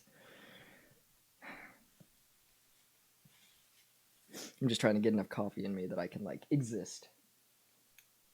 Because the longer I take to drink this, the longer it'll be in my system, you know? So I just gotta chug it. But it's hot. Yeah, I like this coffee. I like it. It's the cereal milk one. Mm. Not bad.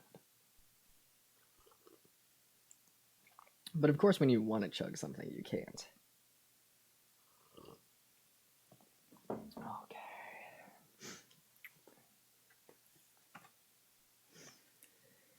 Okay.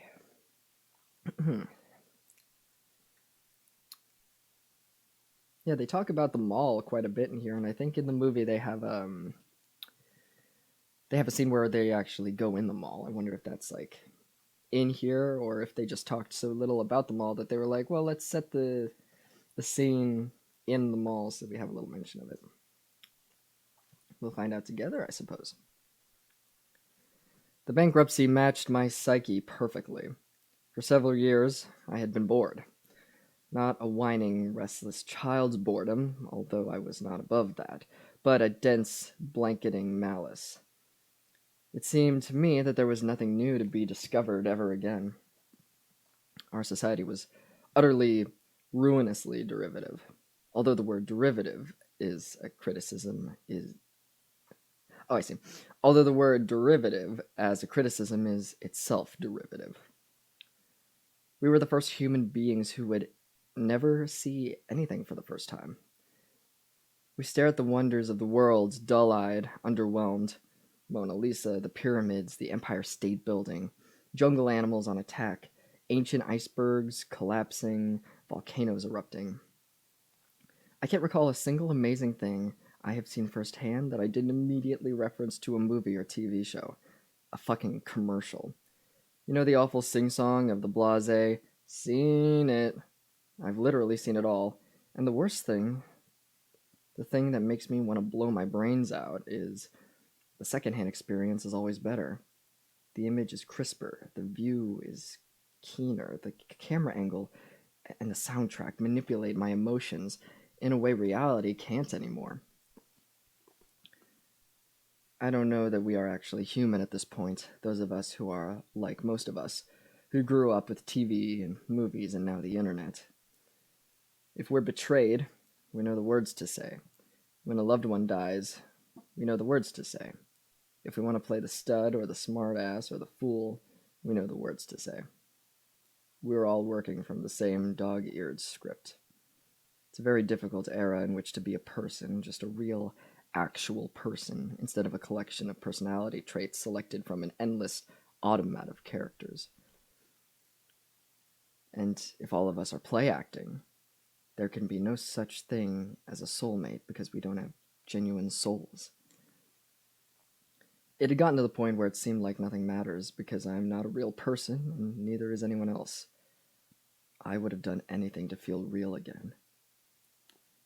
That's really interesting. Like, I feel that because if you were to take me to a sports anything, I would much rather see it filmed at home, I guess, because when you're at a wrestling event and you're in the audience, you only get one angle. And I guess I've been raised like most of what Nick said is bullshit, but I like that. That actually makes sense. Cuz it's he says that it's let me see. He said something about crisp images that was the image is crisper, the view is keener, the camera angle and the soundtrack manipulate my emotions in a way reality can't anymore. Yeah, no, that's legit. I feel that. That's very interesting. You get one singular point, Nick, and that's it. Go back to your fucking boomer talk now. Oh.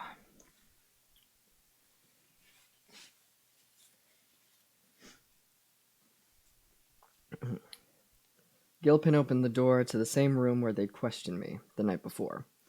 In the center of the table sat Amy's silvery gift box. I stood staring at the box sitting in the middle of the table, so ominous in this new setting. A sense of dread descended on me.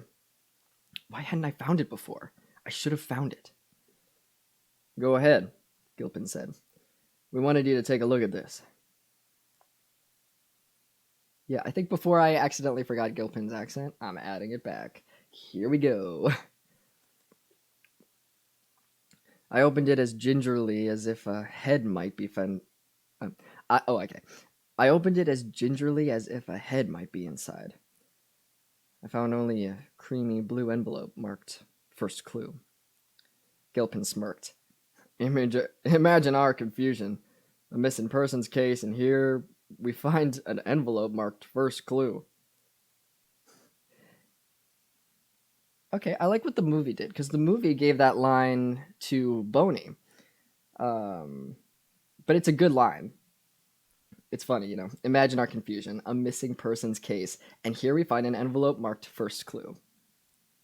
And, you know, Nick has just had this monologue about how we've seen everything, and we much rather be seeing things from a screen. And this is or rather, maybe I'm projecting that, because I like seeing things from a screen, but Nick is complaining about being bored.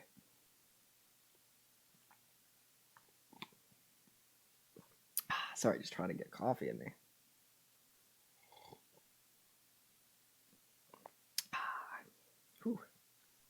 Because coffee kind of hits me the same as alcohol, where I don't like the taste of it, but I'm trying to get it in my body to feel an effect. And right now, I just got a burst of energy from the coffee, so I'm like, good, got to keep going. That's what alcohol does also, where I feel the burst, and then I'm like, cool, keep it going. And then I'll drink a bunch, you know. Oh.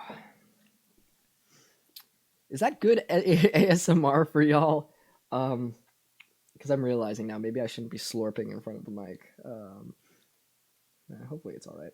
Maybe that's the fun of it. Maybe you like it. Imagine if it was meant to be a romantic treasure hunt in which he's supposed to find her, and he's too much of a shit to realize, and now she's in a box somewhere, starving, waiting. Yeah, Amy is just like waiting on a boat, or like now he'll have to find us for the 5-year anniversary. Or he'll have to find me. He'll have to solve the riddle, or I will perish. Slurp for me, bro. Oh, hell yeah. It's just bros being bros, you know. Oh, hi, Khaleesi. Hello, little cat. It's funny, involuntarily, sometimes I'll see her and go, hello, little space cat. And I was thinking, like, what is that from? Why do I keep saying that? It's from my Star Wars videos. It's from the Kylo Ren series. And I'm not one to quote my own stuff, but it's cute. I like that name for Khaleesi. Hello, little space cat. You're not going to chew that wire, are you? That wouldn't be very good. It's okay if you say no bromo. I ain't saying shit, though. Hell yeah. It's all the bromo here, okay? Everything. You're gay just being in this chat. Sorry to say. Yes, bromo. Oh, hello. Oh, your tail is right in front of the camera. Hi. Sweetie, I'm busy. Your butt is right in my face. You're hitting the Khaleesi. Hey, buddy. Oh, you're just gonna park yourself. She's sitting right in front of me. She's just kind of parked herself there. Okay. Let's pick it up. Pick it up. Pick it up. Pick it up. Pick it up. It's for a treasure hunt that my wife. Right for your. Okay, this is still Gilpin, I think. It's difficult because I'm trying to figure out like who's talking. Let's start again so you can get this correctly. Because if I break it up, it seems weird. Gilpin smirked. Imagine our confusion. A missing persons case, and here we find an envelope marked first clue. It's for a treasure hunt that my wife. Right, for your anniversary. Your father-in-law mentioned it. I opened the envelope, pulled out a thick sky blue piece of paper, Amy's signature stationery, folded once. Bile crept up my throat. These treasure hunts had always amounted to a single question. Who is Amy? What is my wife thinking? What was important to her this past year? What moments made her happiest? Amy, Amy, Amy. Let's think about Amy.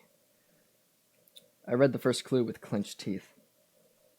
Given our marital mood the past year, it was going to make me look awful. I didn't need anything else that made me look awful. I'm trying to think. I'll read this in Amy's voice. I picture myself as your student, with a teacher so handsome and wise.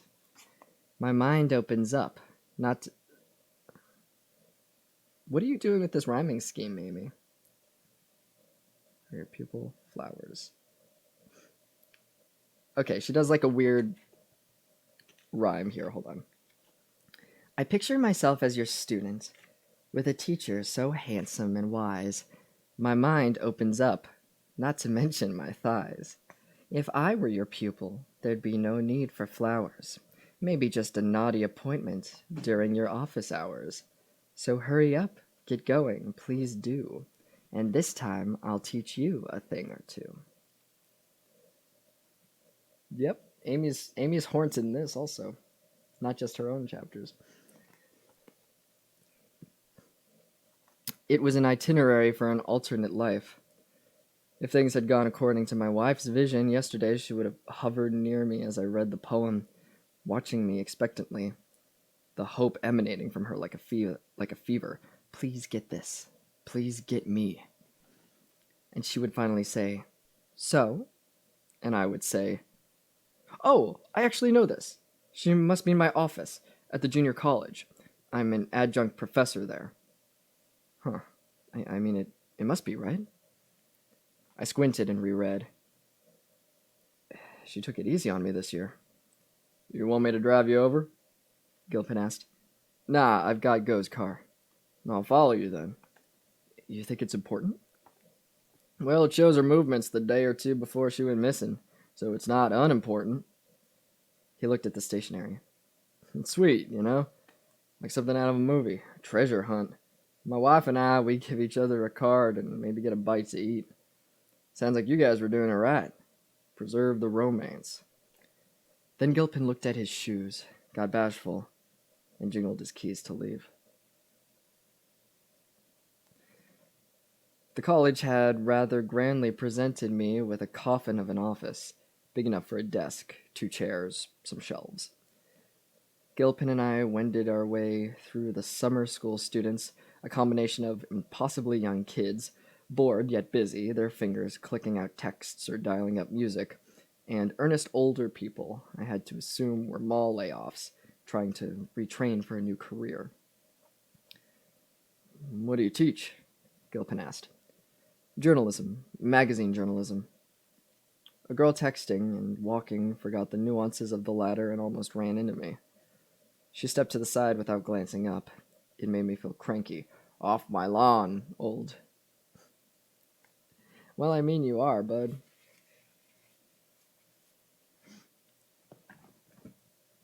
No, it's funny though, because like that's one of the things that I've noticed transitioning is I can just walk at people and they usually get out of my way. The entitlements of like some dudes will just like not they expect you to move out of the way. And I experienced that lot a lot on the other side. And now that I'm like presenting male, people just get out of my way. Like I just look like a white dude, you know. And that's problematic in its own ways, but I appreciate it.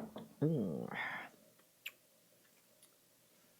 As a guy who loves mysteries, if somebody did this for me, I'd get very excited. Yeah, no, this is I love it.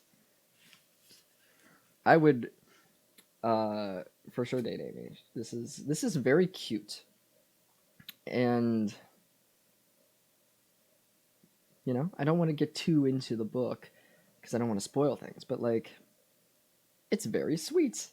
Like it's not this horrible thing where it's a test or anything. It's just like you should be able to like joke around with your partner and like have this cute little thing. Like she cares enough that she did this like treasure hunt for you. Are you God, I wish I could switch places with Nick, I guess.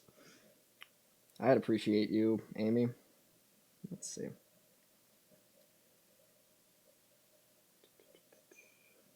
What do you teach? Blah blah blah. Ah, here we go. I thought you didn't do journalism anymore. He who can't do, I smiled. I unlocked my office, stepped into the close smelling? Clothes. Okay. I unlocked my office, stepped into the clothes smelling, dust moated air. I'd taken the summer off. It had been weeks since I'd been here. On my desk sat another envelope marked second clue. Your key always on your keychain? Gilpin asked. Yep. So Amy could have borrowed that to get in. I tore down the side of the envelope. And we have a spare at home. Amy made doubles of everything. I tended to misplace keys, credit cards, cell phones, but I didn't want to tell Gilpin this, get another baby of the family jab. Why? Oh, I just want to make sure she wouldn't have had to go through. Oh, I see. Oh, I just wanted to make sure she wouldn't have had to go through, I don't know, a janitor or someone. No Freddy Krueger types here. That I've noticed. Never saw those movies, Gilpin replied. Neither have I. 10 out of 10 would fuck Nick's wife. Yeah, it's chilling to me that his takeaway from a gesture that sweet is that it puts him on the spot for knowing literally nothing about his own wife's feelings. Yeah, it's oof. It's Nick sucks, man. God, I just get angrier. Like I get angrier the more I read the book. Yeah, it's like a sweet thing, right? It's like a sweet, cute thing. It's not. It wouldn't be a test if you literally just paid attention to your wife at all, or your relationship, or anything, really, buddy.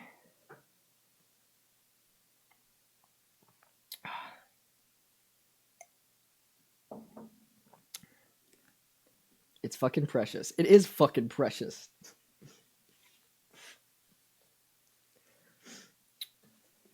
Let's see. Inside the envelope were two folded slips of paper. One was marked with a heart. The other was labeled clue. Two notes? Different. My stomach clenched. God knew what Amy was going to say. I opened the note with the heart. I wish I hadn't let Gilpin come. And then I caught the first words. My darling husband. I figured this was the perfect place, these hollowed halls of learning, to tell you I think you are a brilliant man. I don't tell you enough, but I am amazed by your mind. The weird statistics and anecdotes, the strange facts, the disturbing ability to quote from any movie, the quick wit, the beautiful way you have of wording things. After years together, I think a couple can forget how wonderful they find each other. I remember when we first met how dazzled I was by you, and so I want to take a moment to tell you I still am, and it's one of my favorite things about you. You are brilliant. My mouth watered. Gilpin was reading over my shoulder, and he actually sighed. Sweet lady, he said. Then he cleared his throat. These yours? He used the eraser end of a pencil to pick up a pair of women's underwear. Technically, they were panties, stringy, lacy red, but I know women get creeped out by that word. Just Google hate the word panties. That's, yes. I'm not a girl. I'm assigned female at birth, though, and I can tell you panties is a bad word. I don't like it. If someone uses the word panties, I assume they watch anime.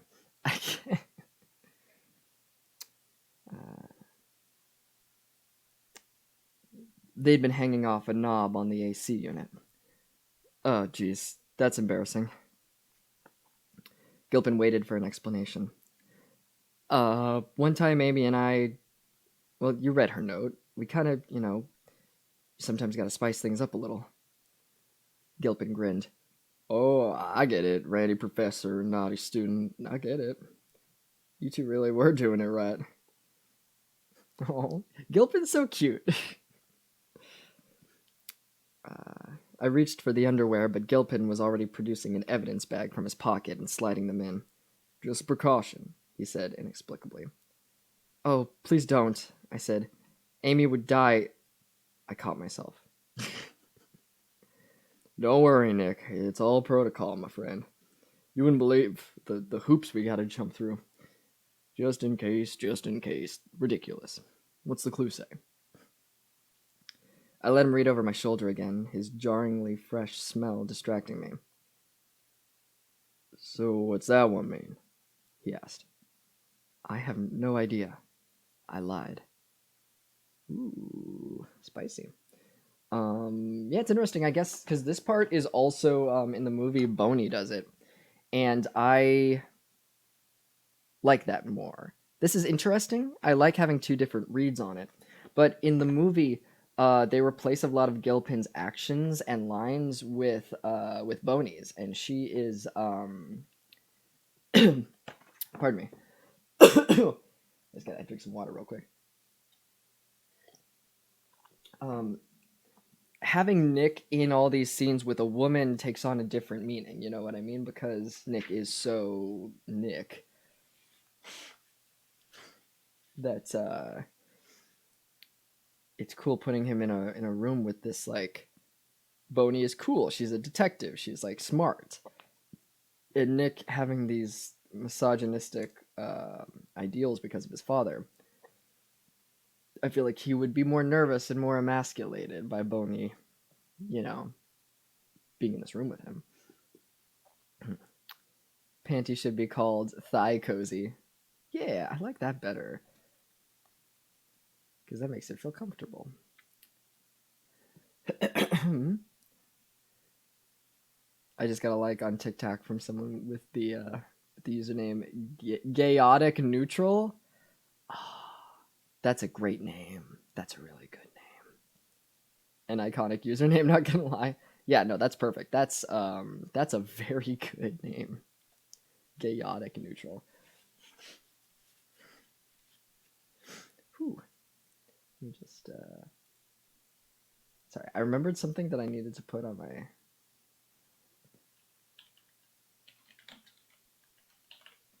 list. Perfect. I'm keeping track of groceries more. I was organized before, but now I'm like, get on it, you gotta, because I can't just, if I run out of butter, I can't just go to the supermarket and just get butter. You know, you gotta like get everything in one shot. Do not throw away your shot.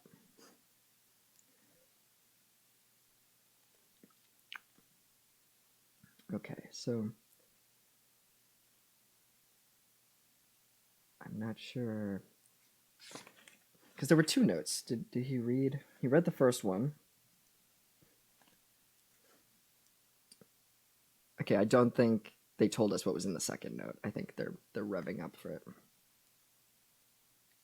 Petition to add chaotic to the alignment chart in D&D. Yes, please.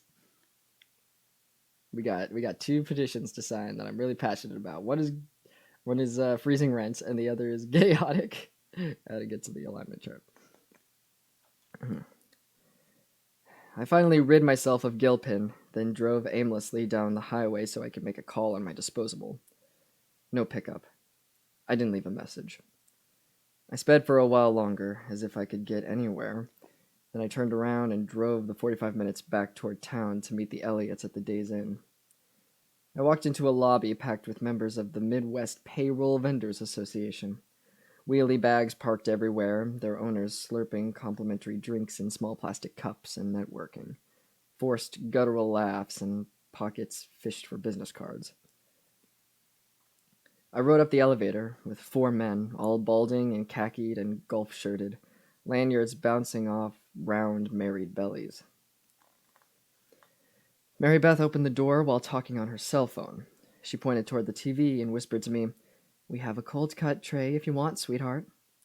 Then went into the bathroom and closed the door, her murmurs continuing. She emerged a few minutes later, just in time for the local 5 o'clock news from St. Louis, which led with Amy's disappearance. "Perfect photo," Mary Beth murmured at the screen, where Amy peered back at us. "People will see it and really know what Amy looks like." I thought the portrait, a headshot from Amy's brief fling with acting, beautiful, but upsetting. Upsettling. Is that a word? I guess I've never seen upset. Oh, unsettling. Okay. I read it as upset, and then I read it as upsettling, and then I'm like, unsettling. Cool. Okay, let's try that again. I thought the portrait, a headshot from Amy's brief fling with acting, beautiful, but unsettling. Amy's pictures gave a sense of her actually watching you, like an old-time haunted house portrait, the eyes moving left to right. "We should get them some candid photos, too," I said. "Some everyday ones." The Elliots nodded in tandem, but said nothing, watching. When the spot was done, Rand broke the silence. "I feel sick." "I know," Mary Beth said. "How are you holding up, Nick?" Rand asked, hunched over, hands on both knees as if he were preparing to get up from the sofa but couldn't quite do it. "I'm a goddamn mess, to tell the truth. I feel so useless." "You know, I gotta ask, what about your employees, Nick?" Rand finally stood. He went to the minibar, poured himself a ginger ale, then turned to me and Mary Beth. "Anyone? Something? Anything?" I shook my head. Mary Beth asked for a club soda. "Want some gin with it too, babe?" Rand asked, his deep voice going high on the final word. Interesting. So it was just probably like, "Want some gin with it too?" Wait. Yes. "Want some gin with it too, babe?" This is like a...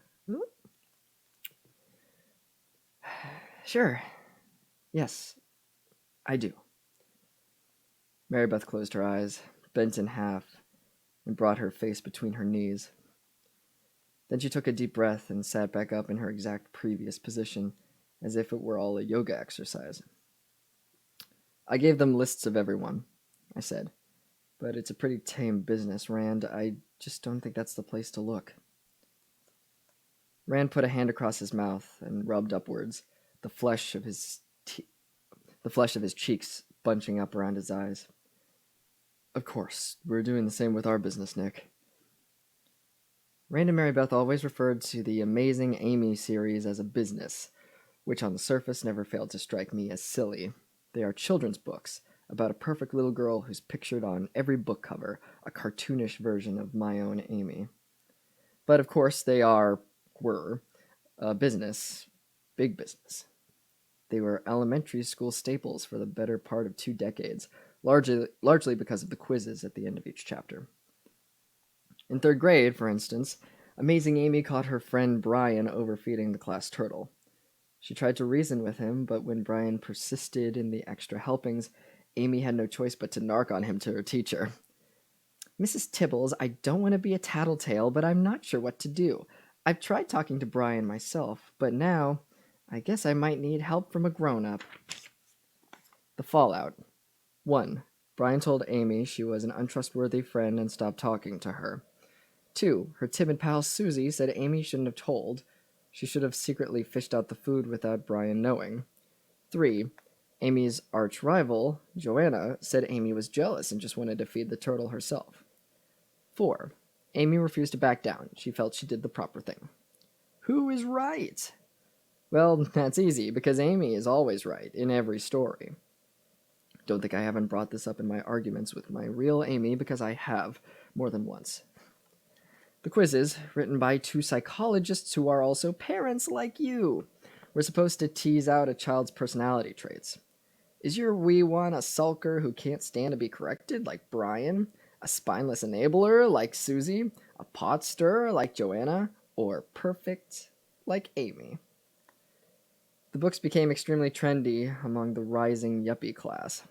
They were the pet rock of parenting, the Rubik's Cube of child rearing. The Elliots got rich. At one point, it was estimated that every school library in America had an Amazing Amy book. Do you have worries that this might link back to the Amazing Amy business? I asked. We do have a few people who thought might be worth checking out, Rand began. I coughed out a laugh. Do you think Judah Vorst?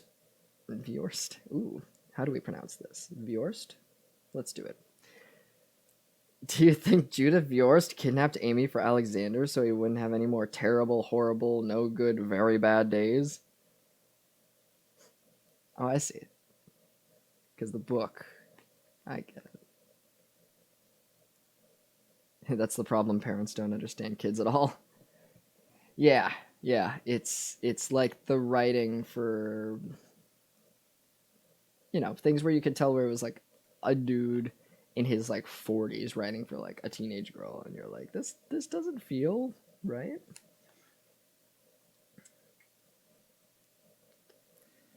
Rand and Mary Beth turned matching surprised, disappointed faces towards me. It was a gross, tasteless thing to say. My brain had been burping up such inappropriate thoughts at inopportune moments. Mental gas I couldn't control. Like, I'd started internally singing the lyrics to Boney Maroney whenever I saw my cop friend.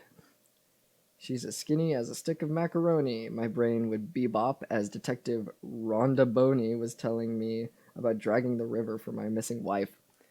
Defense mechanism, I told myself. Just a weird defense mechanism. I'd like it to stop.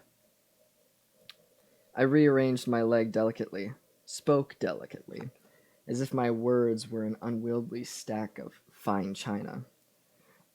I'm sorry. I don't know why I said that. We're all tired, Rand offered. We'll have the cops round up Bjorst, Mary Beth tried. And that bitch Beverly Cleary, too. It was less a joke than a pardon. I guess I should tell you, I said. The cops, it's normal in this kind of case to look at the husband first. I know, Rand interrupted. I told them they're wasting their time. The questions they asked us, they were offensive, Mary Beth finished. So they have spoken with you about me? I moved over to the minibar, casually poured a drin. A drin is what I said because I combined gin and drink. Casually poured a gin. I swallowed 3 belts in a row and felt immediately worse. My stomach was working its way up my esophagus. What kind of stuff did they ask? Have you ever hurt Amy? Has Amy ever mentioned you threatening her? Mary Beth ticked off. Are you a womanizer? Has Amy ever mentioned you cheating on her?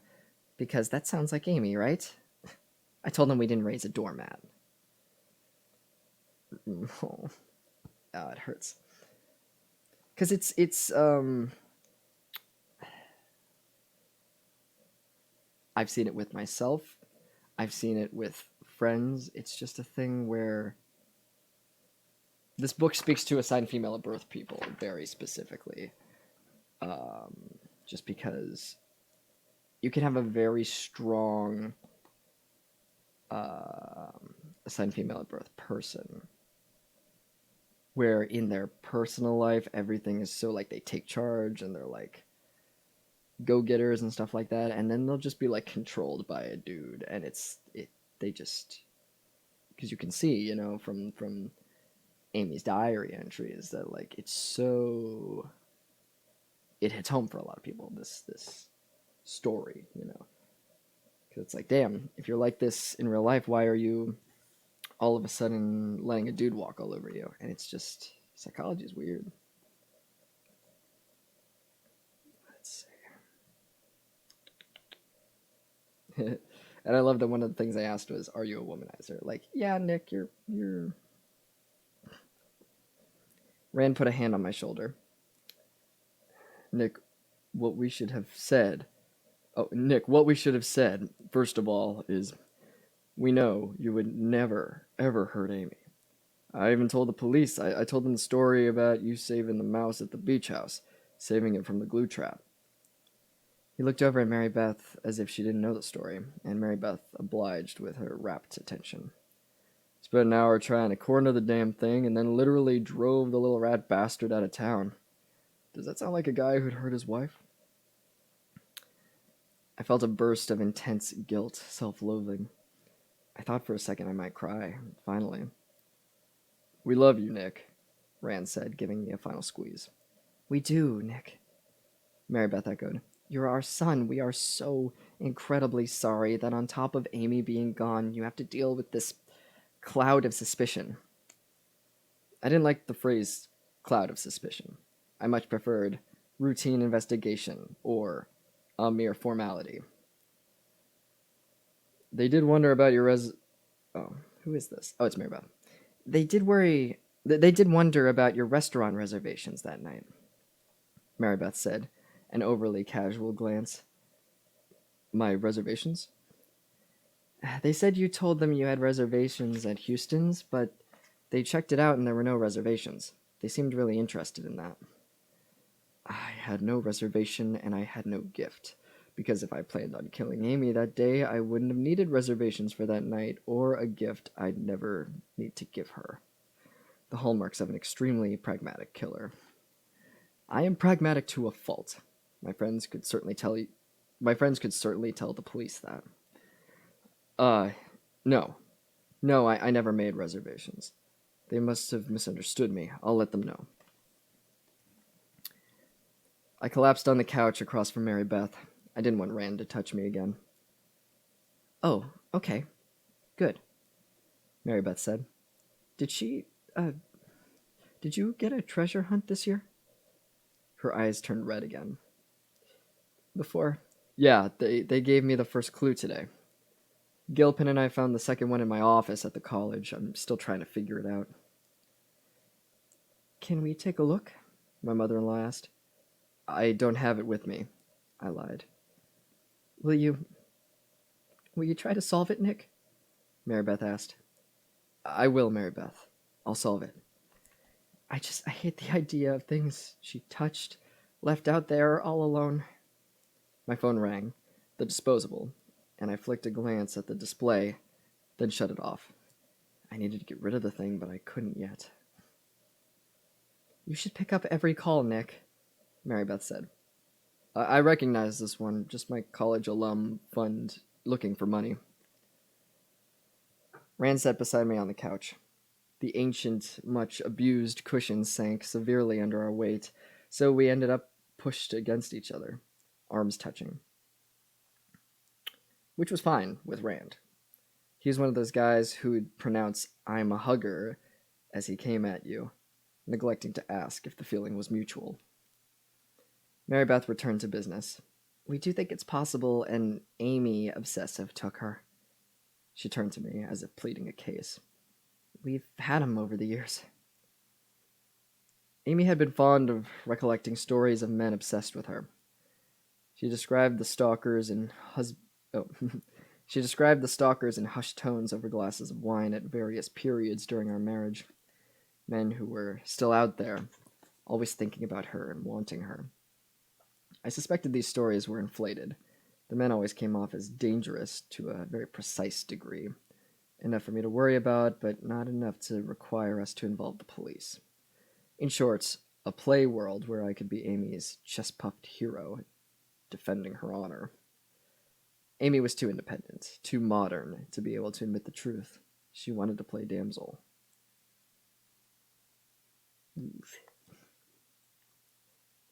Lately? Not lately, no. Oh wait, that's Mary Beth. Lately? Not lately, no, Mary Beth said, chewing her lip. But there was a very disturbed girl back in high school. Disturbed how? She was obsessed with Amy. Well, with amazing Amy. Her name was Hilary Handy. She modeled herself after Amy's best friend in the books, Susie. At first it was cute, I guess, and then it was like that wasn't good enough anymore. She wanted to be amazing Amy, not Susie the sidekick. So she began imitating our Amy. She dressed like Amy, she colored her hair blonde, she'd linger outside our house in New York. One time I was walking down the street and she came running up to me, this strange girl, and she looped her arm through mine and said, "I'm going to be your daughter now. I'm going to kill Amy and be your new Amy, because it doesn't really matter to you, does it? As long as you have an Amy." Like our daughter was a piece of fiction she could rewrite. We finally got a restraining order because she threw Amy down a flight of stairs at school, Rand said. Very disturbed girl. That kind of mentality doesn't go away. And then Desi, Mary Beth said. And Desi, Rand said. Even I knew about Desi. Amy had attended a Massachusetts boarding school called Wickshire Academy. I had seen the photos. Amy in lacrosse skirts and headbands, always with autumn colors in the background, as if the school were based not in a town, but in a month. Now, this character is played by Neil Patrick Harris, so if you would like to imagine Neil, you can. If not, you can come up with your own shit.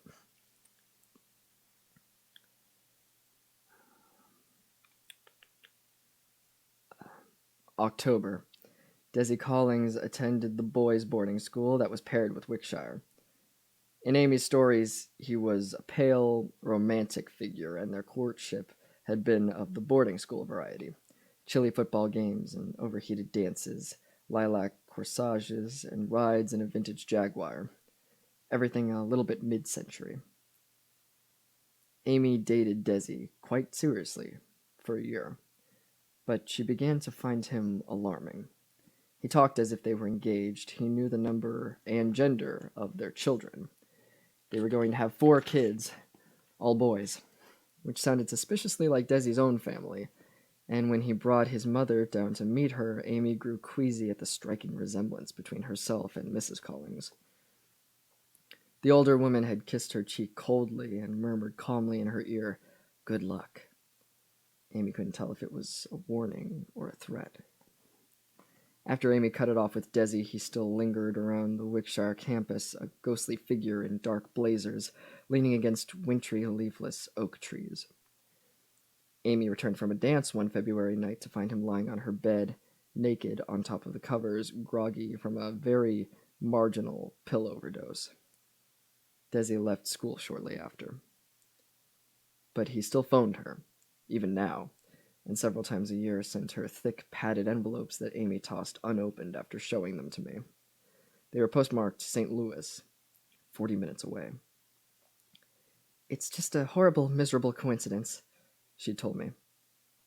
Desi had the St. Louis family connections on his mother's side. This much she knew, but didn't care to know more. I'd picked through the trash to retrieve one, read the letter, sticky with Alfredo sauce, and it had been utterly banal. Talk of tennis and travel and other things preppy. Spaniels. I tried to picture this slender dandy, a fellow in bow ties and turquoise shell glasses, busting into our house and grabbing Amy with soft, manicured fingers, tossing her the trunk of his vintage roadster and taking her antiquing in Vermont. Desi. Could anyone believe it was Desi? Desi lives not far away, actually, I said. St. Louis. Now, see? Rand said. Why are the cops not all over this? Someone needs to be, I said. I'll go. After the search here tomorrow. The police definitely seem to think it's close to home, Mary Beth said. She kept her eyes on me one beat too long, then shivered, as if shaking off a thought. Ooh. St. Louis, the city that has not gone a single week without a shooting in decades. Yeah, I would not know.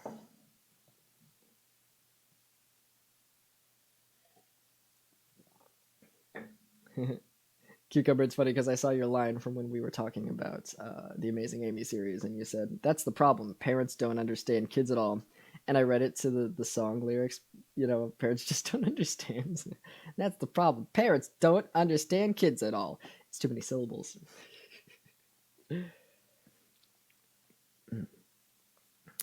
Amy Elliott Dunn, August 23rd, 2010. Diary entry. Summer, birdies, sunshine. I spent today shuffling around Prospect Park, my skin tender, my bones brittle, misery battling. It is an improvement since I spent the previous 3 days in our house in the same crusty pajama set, marking time until 5 when I could have a drink, trying to make myself remember the suffering in Darfur, put things into perspective, which I guess is just further exploiting the people of Darfur. So much has unraveled the past week. I think that's what it is, that it's all happened at once. So I have the emotional bends. Nick lost his job a month ago. The recession is supposed to be winding down, but no one seems to know that. So Nick lost his job. Second round of layoffs, just like he predicted, just a few weeks after the first round. Oops, we didn't fire nearly enough people. Idiots. At first I think Nick might be okay. He makes a massive list of things he's always meant to do. Some of it's tiny stuff. He changes watch batteries and resets clocks. He replaces a pipe beneath our sink and repaints all the rooms we painted before and didn't like. Basically, he does a lot of things over. It's nice to take some actual do-overs when you get so few in life. And then he starts on bigger stuff. He reads War and Peace. He flirts with taking Arabic lessons. He spends a lot of time trying to guess what skills will be marketable over the next few decades. It breaks my heart, but I pretend it doesn't for his sake. I keep asking him, are you sure you're okay? At first I try it seriously, over coffee, eye contact, my hand on his. Then I try it breezily, lightly, in passing. Then I try it tenderly, in bed, stroking his hair. He has the same answer, always. I'm fine. I don't really want to talk about it. I wrote a quiz that was perfect for the times. How are you handling your layoff? A. I sit in my pajamas and eat a lot of ice cream. Sulking is therapeutic. B. I write nasty things about my old boss online, everywhere. Venting feels great. C. Until a new job comes along, I try to find useful things to do with my newfound time, like learning a marketable language, or finally reading War and Peace. It was a compliment to Nick. C was the correct answer, but he just gave a sour smile when I showed it to him. A few weeks in, the bustling stopped, the usefulness stopped. As if he woke up one morning under a decrepit, dusty sign that read, "Why fucking bother?" He went dull-eyed. Now he watches TV, surfs porn, watches porn on TV. He eats a lot of delivery food, the styrofoam shells propped up near the overflowing trash can. He doesn't talk to me. He behaves as if the act of talking physically pains him and I am a vicious woman to ask it of him. He barely shrugs when I tell him I was laid off last week. That's awful, I'm sorry, he says. At least you have your money to fall back on. We have the money. I liked my job, though. He starts singing You Can't Always Get What You Want, off-key, high-pitched, with a little stumbling dancing, and I realize he is drunk. It is late afternoon, a beautiful blue day, and our house is dank, thick with the sweet smell of rotting Chinese food, the curtains all drawn over, and I begin walking room to room to air it out, pulling back the drapes, scaring the dust motes. And when I reach the darkened den, I stumble over a bag on the floor, and then another and another, like the cartoon cat who walks into a room full of mousetraps. I love it. I love how she said the room is dank. A is your answer. You sit in your pajamas and eat a lot of ice cream. Sulking is therapeutic. Hell yeah. Do what you gotta. When I switch on the lights, oh sorry. When I switch on the lights, I see dozens of shopping bags, and they are from places laid off people don't go. They are the high-end men's stores, the places that hand tailor suits, where salespeople carry ties individually, draped over an arm, to male shoppers nestled in leather armchairs. I mean, the shit is bespoke. What is all this, Nick? For job interviews, if anyone ever starts hiring again. You need it so much? We do have the money. He smiles at me grimly, his arms crossed. Do you at least want to hang them up? Several of the plastic coverings have been chewed apart by Bleecker. A tiny mound of cat vomit lays near one. Oh, a tiny mound of cat vomit lays near one $3,000 suit. A tailored white shirt is covered in orange fur where the cat has napped. Not really. Nope, he said. He grins at me. I have never been a nag. I have always been rather proud of my unnagginess, so it pisses me off that Nick is forcing me to nag. I'm willing to live with a certain amount of sloppiness, of laziness, of the lackadaisical life. I realize that I am more type A than Nick, and I try to be careful not to inflict my neat, freaky, to-do list nature on him.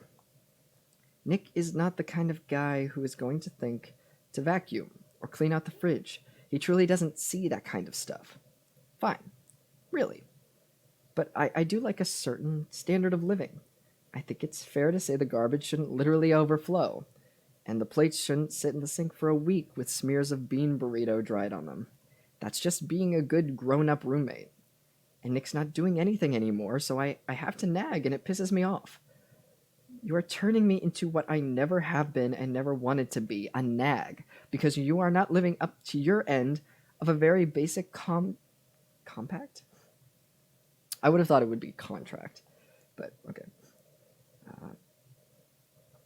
Because you are not living up to your end of a very basic compact. Don't do that. It's not okay to do. And that was all in italics, so she wasn't speaking out loud. Dank air horn. Oh shit, that house is fucking dank as fuck, bro. Boy. I know that losing a job is incredibly stressful, and particularly for a man. They say it could be like a death in the family, and especially for a man like Nick, who has always worked.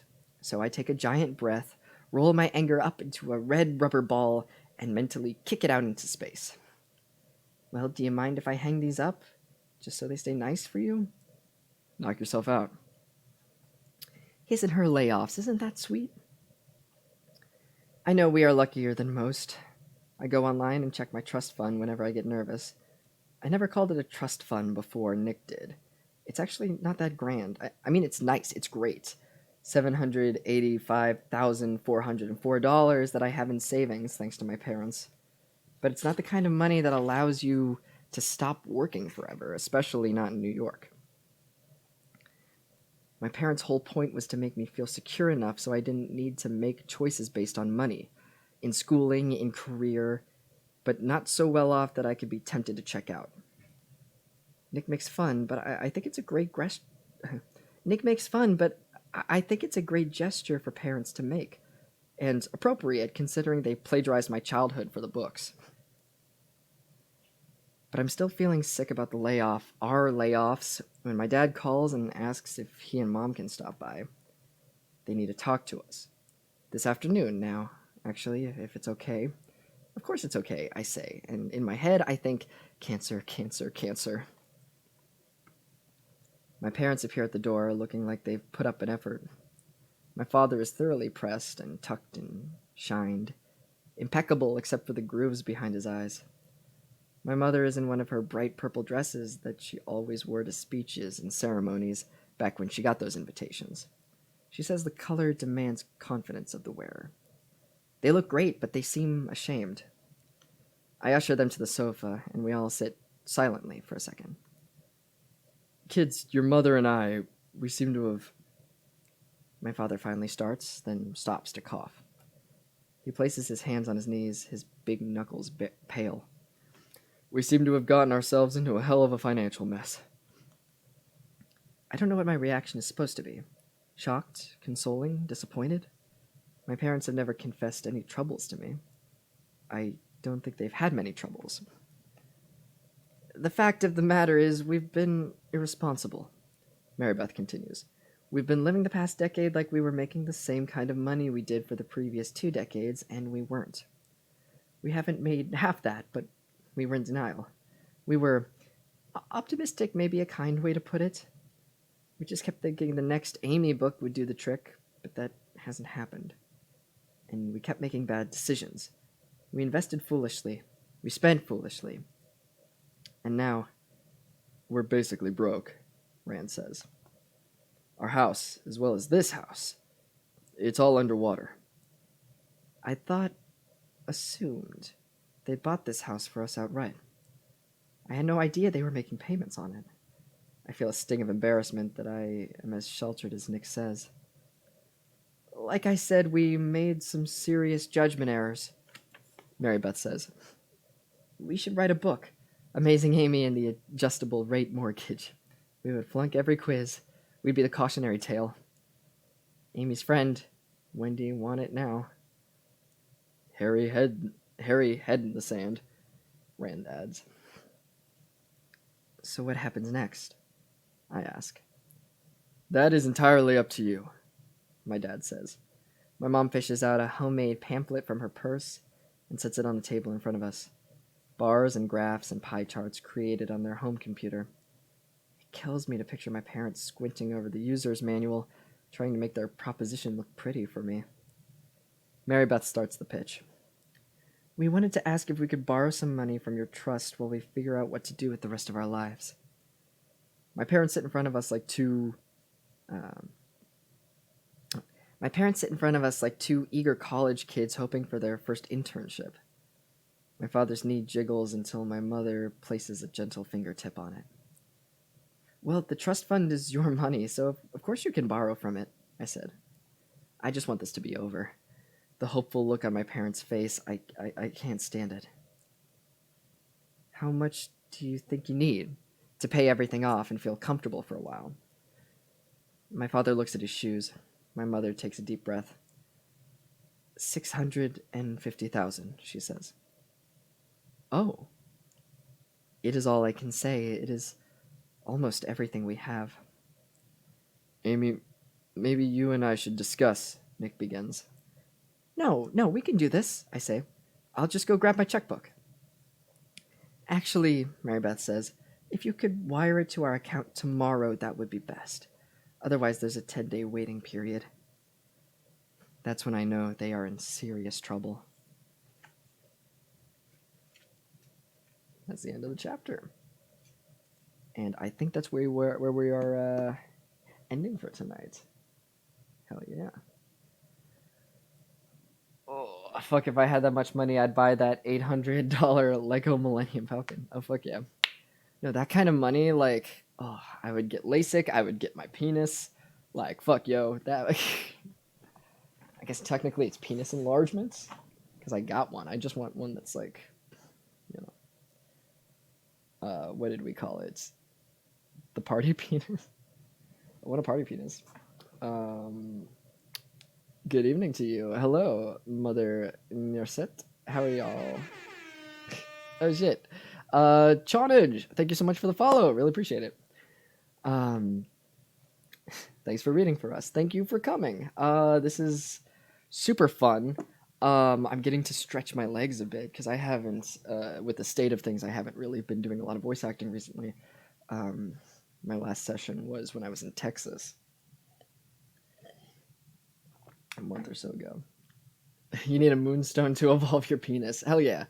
What would a good There's different stones, and I don't know which one would be the best dick pun. Firestone. There's a joke somewhere. I'll craft it. And I'll think of it later. I'll be sleeping. I'll be in bed and think of it, and I'll shoot up in the middle of the night and be like, that's what I should have said.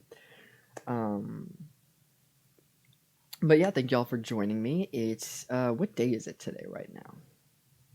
It is Wednesday. So I've been trying to stream Monday, Wednesday, Friday. So Waterstone because it makes people wet. I like that. That's a good contender. Hell yeah. Yeah, I like that. That's the winner in my book so far. But yeah, if you'll join me in another day, we will continue in another day. Literally one more day. Hard stone in all caps. Oh my god. This has been great. Yeah, no, I've always wanted to do a reading stream, so this is very cool that we get to read a book that is significant to me. I feel like an English teacher, which is real dope, because I would have been an English teacher, I think, if I hadn't gone for my ideal career. But thank you so much for the bits. Thank you for the follows. This has been dope. Check below for updated stream schedule, and I hope you all stay safe and wash your hands and be gentle with yourselves. I'll see you in yeah, one day, 24, 48 hours, whatever the fuck. Yeah. Love y'all. See you later.